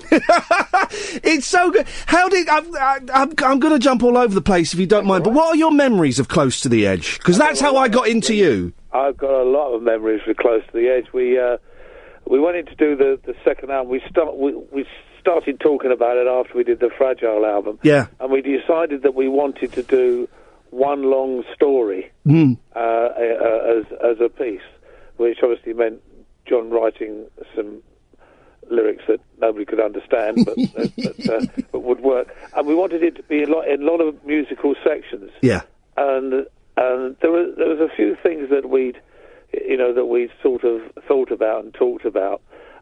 One was the use of the old church organ. Yeah. Because there's always a thing when you're doing music of how you can build, and you can add guitars, and you can add keyboards, you can add all sorts of things, but suddenly there's two things that suddenly will just take you to another stratosphere. One is the church organ, and another one's the choir. You throw those on, and you're in second heaven. So we decided that certainly there was going to be some church organ to do, and I'd worked on a few church organs over the years, so there was a few that I knew recorded well. So that was something that we knew we were going to throw in somewhere. Yeah. We also wanted to have, I know it sounds daft, some simplicity, which sounds ridiculous for Yes, but we wanted to have things where there were things where there was very little playing and just John's voice. Yeah. And then suddenly it goes completely berserk. That was the plan. Lots and lots of what we call colour, light and shade. And the opening bit was interesting because we wanted to create what we lovingly used to call the sparkle tape. And there was no wonderful boxes or machines back then that you could do that with. You had to create everything, and this was all done on 16 tracks. Yeah, back then, of course. as it was. So we went out with Revox tape recorders, and we recorded everything from bells to birds. You went out and did it yourselves? Yeah, birds, to wind noises, to water, to all sorts of things. And we recorded all this, came back, we put it on a 16 track, and then we mixed it onto a quarter inch. But then the problem was we had to put it back onto the 16 track. So we formed what was you would call these days a loop tape, which is where we joined about 200 foot of tape together. Yeah. And ran it off of the machine, and we had pencils sticking in holes. I've heard legends of bands doing this in the 60s and the 70s. It's actually happened. So you'd be... And it went we all had our own pencils to keep the tape and things going and round, and we did. And the thing that's ridiculous is, well, it's not ridiculous really. It was that wonderful period of time where musicians were ahead of technology, so you had to find a way of making it work. Yeah. And the whole thing, I think, took us about 2 weeks to do. Wow. Non-stop of work. When, back in 2002, we decided to play Close to the Edge again, with the equipment I had, they said, can we sort out the sparkle tape? I said, yeah. And I think it took me about 8 minutes. But you know which one was the more fun? Oh, of course, the one where you're standing around with pencils, of course. Absolutely right. When my boys listen to music, I want them to enjoy, but every now and then I'm just say, how does this make you feel, boys? What does this remind you of? And my youngest, the first 2 minutes of Close to the Edge, he said, Daddy, I think this is what magic sounds like. That's a good description, isn't it? I'm speaking to John in the morning, so I must tell him that he'd love it. You're touring again, right? Yep. What do you have to do to be called Yes these days? I can never understand it. Obviously, there's some legal thing going on. What do you have to do to be Yes? I don't know. We make the Drifters look logical. It's one of those weird things with a band. I mean, it happened before when we formed Anderson, Bruford, Wakeman, and Howe. I mean, if you've got a band of shall we say A, B, C, and D and E, and then A leaves, and F comes in. I'm going to get my letters muddled up here. Okay. Then B leaves, and G comes in. Yeah. And then C leaves, and H comes in. Yes. I mean, after a little while, all of the original letters, shall we say, the people have gone. Yeah. But the band still exists because of the new people that have come in. Yeah. Then the problem often arises, as it did with Anderson, Bruford, Wakeman and Howe, which is where four of us, not quite the originals, but part of the classic lineup, got back together again, and there were more of us than there were in the the yes that was continuing, if Yeah. that makes sense. Yeah, it does, yeah. And that was confusing for the fans, because they went, well, hold on a minute, who's who? What's going on there? And it was, and in the end, we did one giant big union tour where we all joined in together, which was hilarious fun. I bet that was great. It was very funny. And then it went back to being a 5-piece again. I wasn't there for that, but Steve and I and Bill had gone. We left, and they went back to a 5-piece and went on and did all sorts of things, which was interesting. And then we had a situation, of course, recently when John, myself, and Trevor Rabin, we said, we want to go out and play some Yes music, and especially some of the stuff that we were heavily involved in. Which is exactly what we did. We went out last year and toured America, incredibly successful. Yeah. I mean, I was amazed. I mean, I have to be honest with you, I was so proud of the band. It was so good. We added in Lee Pomeroy on bass, who is, I reckon, probably the best bass player in Europe, if not the world at the moment. And then also Lou Molino, who's a phenomenal drummer who's done a lot of work with Trevor Rabin, an amazing amount of stuff. Great player. And the band, it was good. And the fans came out in their droves. It was fantastic. So the next problem came, of course, because we're coming back and we're touring England. We're in England, we go to Israel next week, and then we come back, we do 12 shows in England, then out to Europe, and then to Japan, and then we're back out in America again. Oh, beautiful. Which is great. Yeah. But the interesting thing is, I mean, I'm very happy. We've called ourselves ARW, Anderson, Rabin, Wakeman, which basically because we couldn't come up with anything else. Hang on a minute, I've got a better one. War! Well, do you know, I tell a sort of a silly thing, and when we do a meet and greets, they say, why did you pick on ARW? I said, well, there's two wonderful of anagrams of Anderson ARW, which is war or raw. Yeah. I said, but we gave it to our management to choose, and they're dyslexic.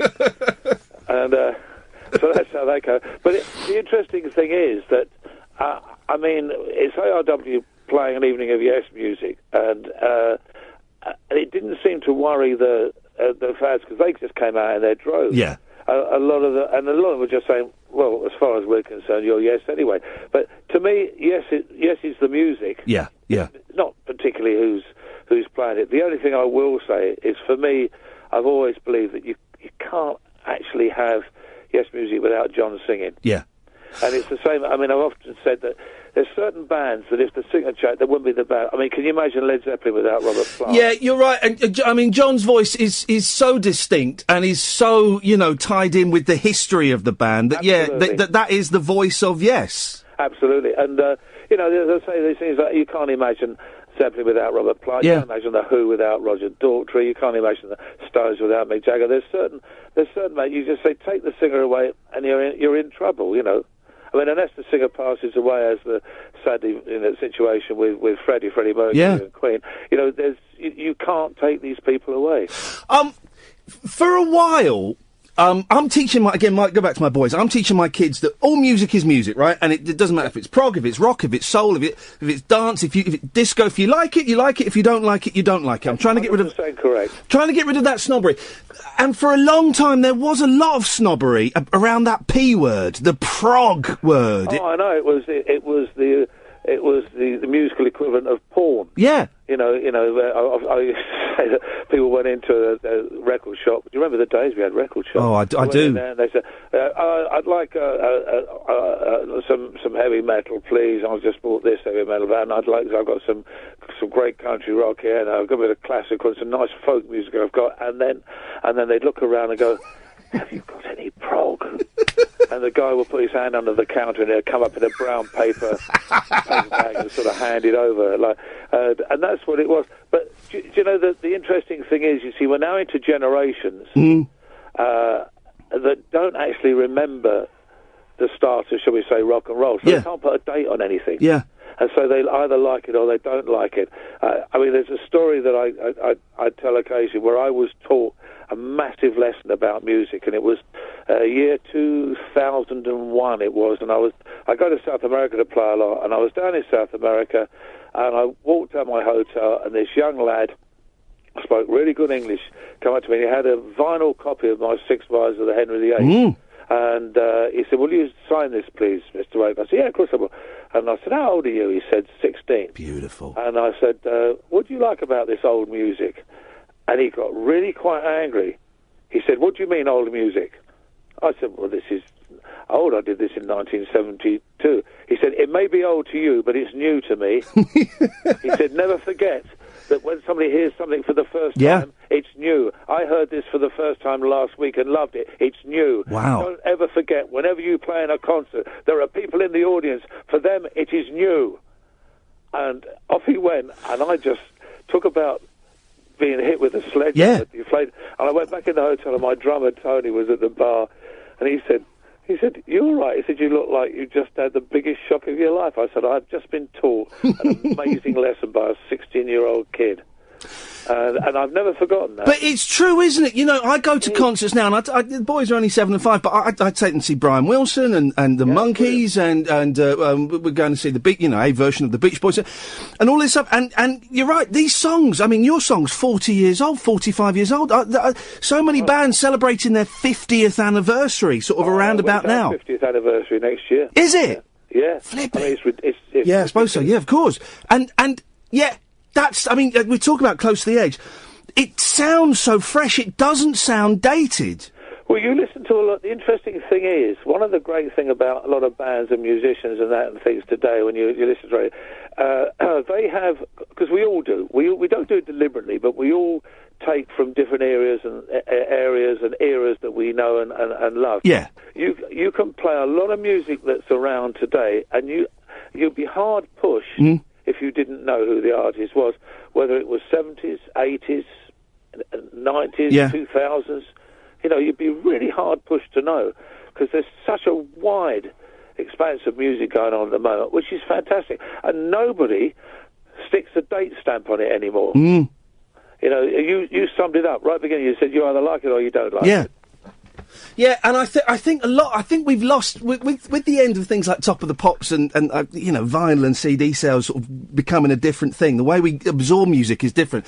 I think a lot of that snobbery has gone to a certain extent. You know, it's disappeared. You're right. It's disappeared altogether. I mean, and what is very interesting now is that you've got a generation of especially young people in that now, who are discovering vinyl for the first time and going, what's this all about? I mean, as you're probably aware, for the last 2 years, vinyl has outsold all other formats. Yeah.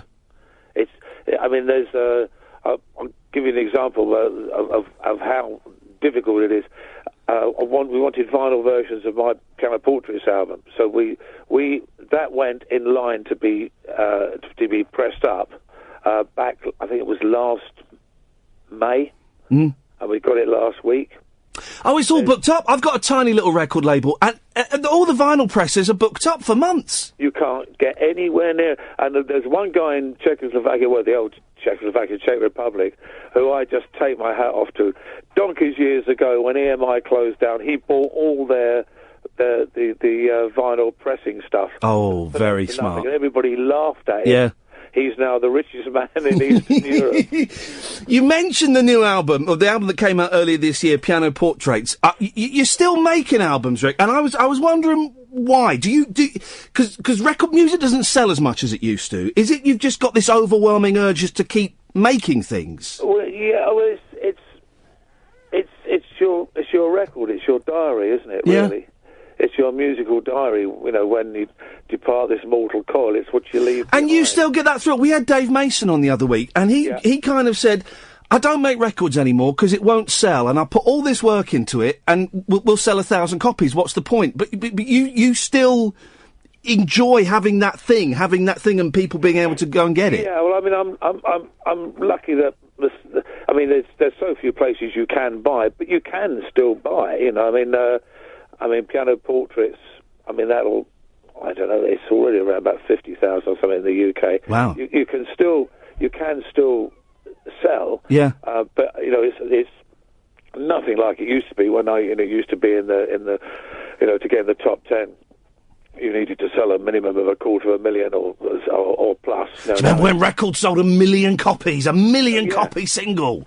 Yeah. I mean, you could do an awful lot, but I think that's going to turn round. I think that it's going to come back. I think record stores, not quite as they used to be, they're going to come back because of the phenomenal interest in vinyl. Yep. And the people getting interested in the artwork again and reading the notes about what it's all about. And I think it's going to. I think it's going to make a big resurgence in returning things to a little bit as they were. Well, there's nothing I don't agree with Dave that it's not worth it, because it is your heritage. Yeah. It is what you put a lot of the work in, but it's what you leave. I mean, if you don't record it, what is there for people to discover in years to come? Yeah. Or they can't get into your head. So I don't think it's even if it's going to. I mean, I've made CDs purely on a selfish level because it was music that I knew it wouldn't sell because it wasn't a job, but it was something that I felt that I very much needed to record. Yeah. And to have it there. I mean, what's the point of having a diary if you don't write in it? And our lives are musical diaries for musicians. So if you don't fill in your diary, then there's nothing for people to discover. What a lovely way of looking at it. And the thing I enjoy, which you get with CDs a bit, but you get more with vinyl, is I can spend literally hours just in a record shop or a record fair flicking through. That thing when you stood there and you're flicking through and you're seeing. Yep. And you mentioned the artwork. Of course, the Yes albums and your solo albums, particularly the ones in the 70s, the artwork was integral, wasn't it? I mean, you really went to town on those things. Well, Roger Dean was, well, still is one of my dearest friends, Roger. He's absolutely amazing. I mean, he somehow manages to translate the music into the wonderful paintings that he does. Yeah. And to me, Yes has always had some decent artwork for other stuff, even when Roger hasn't done it. But it's the Roger Dean artwork that people associate with Yes, and it's the only one that really works for me. He did, when I re-recorded King Arthur a couple of years ago and Journey 4 years ago, Rog did the artwork for both of those. They're just amazing. He's a clever, but people love all that. They love looking at it and reading all the notes. With no disrespect to CD, you can't read anything on those covers. I've seen spiders walk across it and been able to read it. Well, that was the thing you did. In the 80s when I was buying records, there was nothing else. You would put the record on and you would sit there and listen to it, and 10 minutes in, you'd pick up the cover and you'd pore over the cover. You wouldn't go off and do stuff. You wouldn't be looking at your phone. You wouldn't be you'd sit and listen to the record. And you know the other thing as well. I mean, I used to go to record shops and things all the time when I lived in Buckinghamshire. I used to go to Iwick. There's a record shop in Iwick I used to go to. Yeah. Quite a big one. It wasn't an HMV kind of thing, but it was big. I used to go in there, and I'd go in there specifically maybe to buy an album that I wanted to, and I guarantee you I would come out with that album, but I'd come out probably with 2 or 3 more. Yeah. Because you go through and go, oh, wow, I didn't know that was out. Yeah. And then somebody who you didn't know go, well, if you like that, did you know so-and-so's just got... You go, really? And you get talking to people, and then you go back, and it was word of mouth, actually, that sold albums, because you'd funny I said, have you heard this album? Yeah. It's fantastic.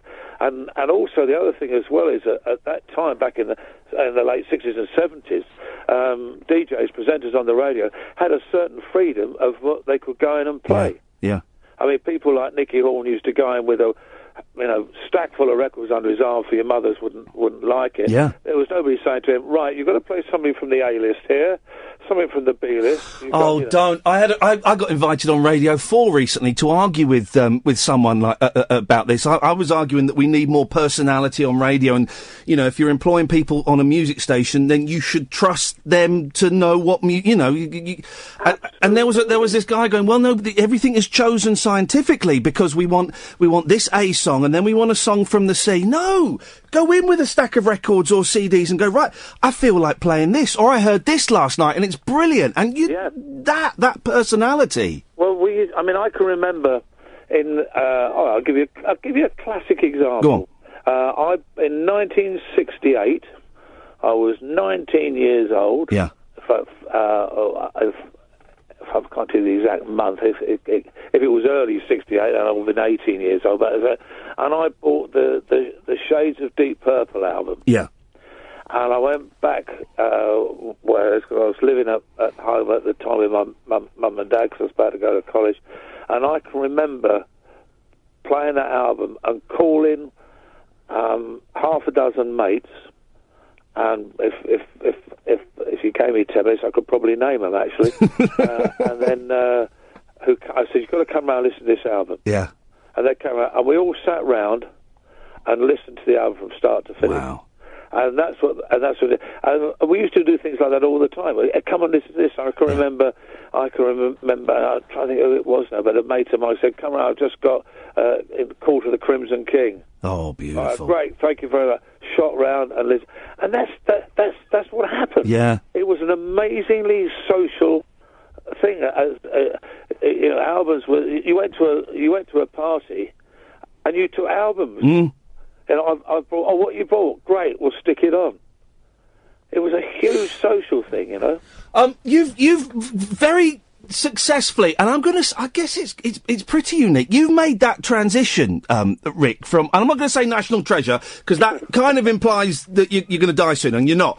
But do you know what I mean? You've made that transition from being in, huge, but this is a contradiction, huge but slightly fringy bands. Yeah. To being in the mainstream by being, the grumpy old man, and I've seen you on the One Show, and I think I've seen you on Watchdog and stuff like that. How did you do that? How did that happen? By not planning anything. Yeah. I never planned anything. Things happen. When there's a great thing about. About the word luck. I always love the Arnold. I'll explain why. I always love the Arnold Palmer thing. When the golfer, when he was asked Arnold Palmer was asked in an interview, he just won about his 10th major or something. They said, "Well, you just won your 10th major, Arnold. Don't you think you're really lucky with everything in your life?" And Arnold said, "Well, it's amazing." He said it's very strange. The harder I practice, the luckier I seem to get. And also the other one, which is a great definition, the definition of luck, which is when preparation meets opportunity. Mm. Now, you do have to have certain bits of good fortune along the way. I was very lucky in as much as that a lot of the TV programs that I got invited to go on became hugely popular. I was on everything from sort of Countdown and Through the Keyhole to, I did 7 years of Watchdog, hosted live at Jongleurs for ITV. All of those kind of things just turned out to be, and Grumpy Old Men, of course, turned out to be big programs. Mm. Now, that I could have been on 5 programs that died on their backside. Yeah. But that was. But on the other hand, if you're ready to go on them and can offer something and have some fun, that works really well. And I didn't plan any of this. I love doing TV, and I'm a great radio nut. I'm a great TV nut. I think they're both fantastic mediums. And and then when the opportunity came to be a part of them, I jumped at it. But it wasn't. I never sort of sat down and said, "Well, I'll tell you what I like to do." Apart from doing the music, I think I'll see if I can get into radio. Because I think the moment you say, "This is what I want to try and do," I don't think you ever succeed. Yeah. It's the same. Musically, fortunately, I've done the prog rock stuff. I do the piano shows. I do the stand-up shows, which are half piano and half stupid, anecdotal, silly stand-up stories, which I love doing. Then I do the orchestral shows, the big stuff with the orchestras and choir. It's wonderfully diverse. I've had the chance to write some books and things, and I've just had a wine of it. Every day is different. Yeah, you're happy and you're enjoying life. I love life. Yeah. I know this sounds a bit weird, really. I can't wait to wake up in the morning. It's No, great. it's good. I'm normally up at 5:30 most mornings, and because I love the mornings, get things done, and every day is different in its own way.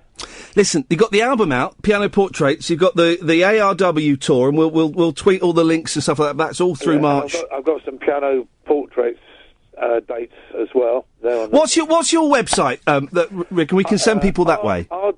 irwcc.com. Okay, all right. And so that sounds like the year's pretty much full up so far. Yeah, and if we do the ARW play 50th anniversary of Yes Music next year, that's next year. Although I've got one little nice thing that I'm looking for. I did King Arthur at the O2. Yeah. Which was fantastic fun with the orchestra and choir, kitchen sink. And I've always had a dream to take it to Tintagel, to King Arthur's. Oh, wow, yeah. But it's always been difficult before because when English Heritage was government run, it would have been easier to have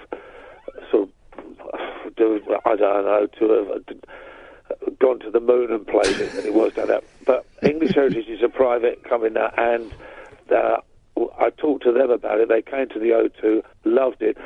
So the plan is next July we're going to take it with orchestra, choir, kitchen sink job to Tintagel to some beautiful big fields by the car. And I've already spoken to. I thought in for a penny. So I've got jousting tournaments. It's going to be absolutely outrageous. So I love it. Mixture of all of the 50-year anniversary. Oh, mate, listen, I love it. I'm going to try and find. I don't know what it's going to be, but I'm going to try and find a show that I can bring my boys to that isn't a school night because I'm taking them to everything, and I'm saying to them, if you don't like what I like, that's absolutely fine, but you should experience it and you should see it. And so far, they've enjoyed the ride. And I say, tell John they were singing a 5 and a 7-year-old in the back of my car singing Close to the Edge, saying, "This is what I think magic sounds like, Daddy." So I'm going to speak to John tomorrow night because he's in California, that's where he lives. Yeah. And I'm going to tell him that that will absolutely knock him out. I can tell you that now. Fantastic. Rick, honestly, such a thrill to talk to you. Anytime you want to come on and plug stuff, you've got an open invitation. You're a gentleman and a scholar, sir. Thank you, mate. Take care. Bye-bye. Cheers. Bye. Talk Radio. Join the Talk Nation. Pick up your phone and talk radio. We'll get you talking.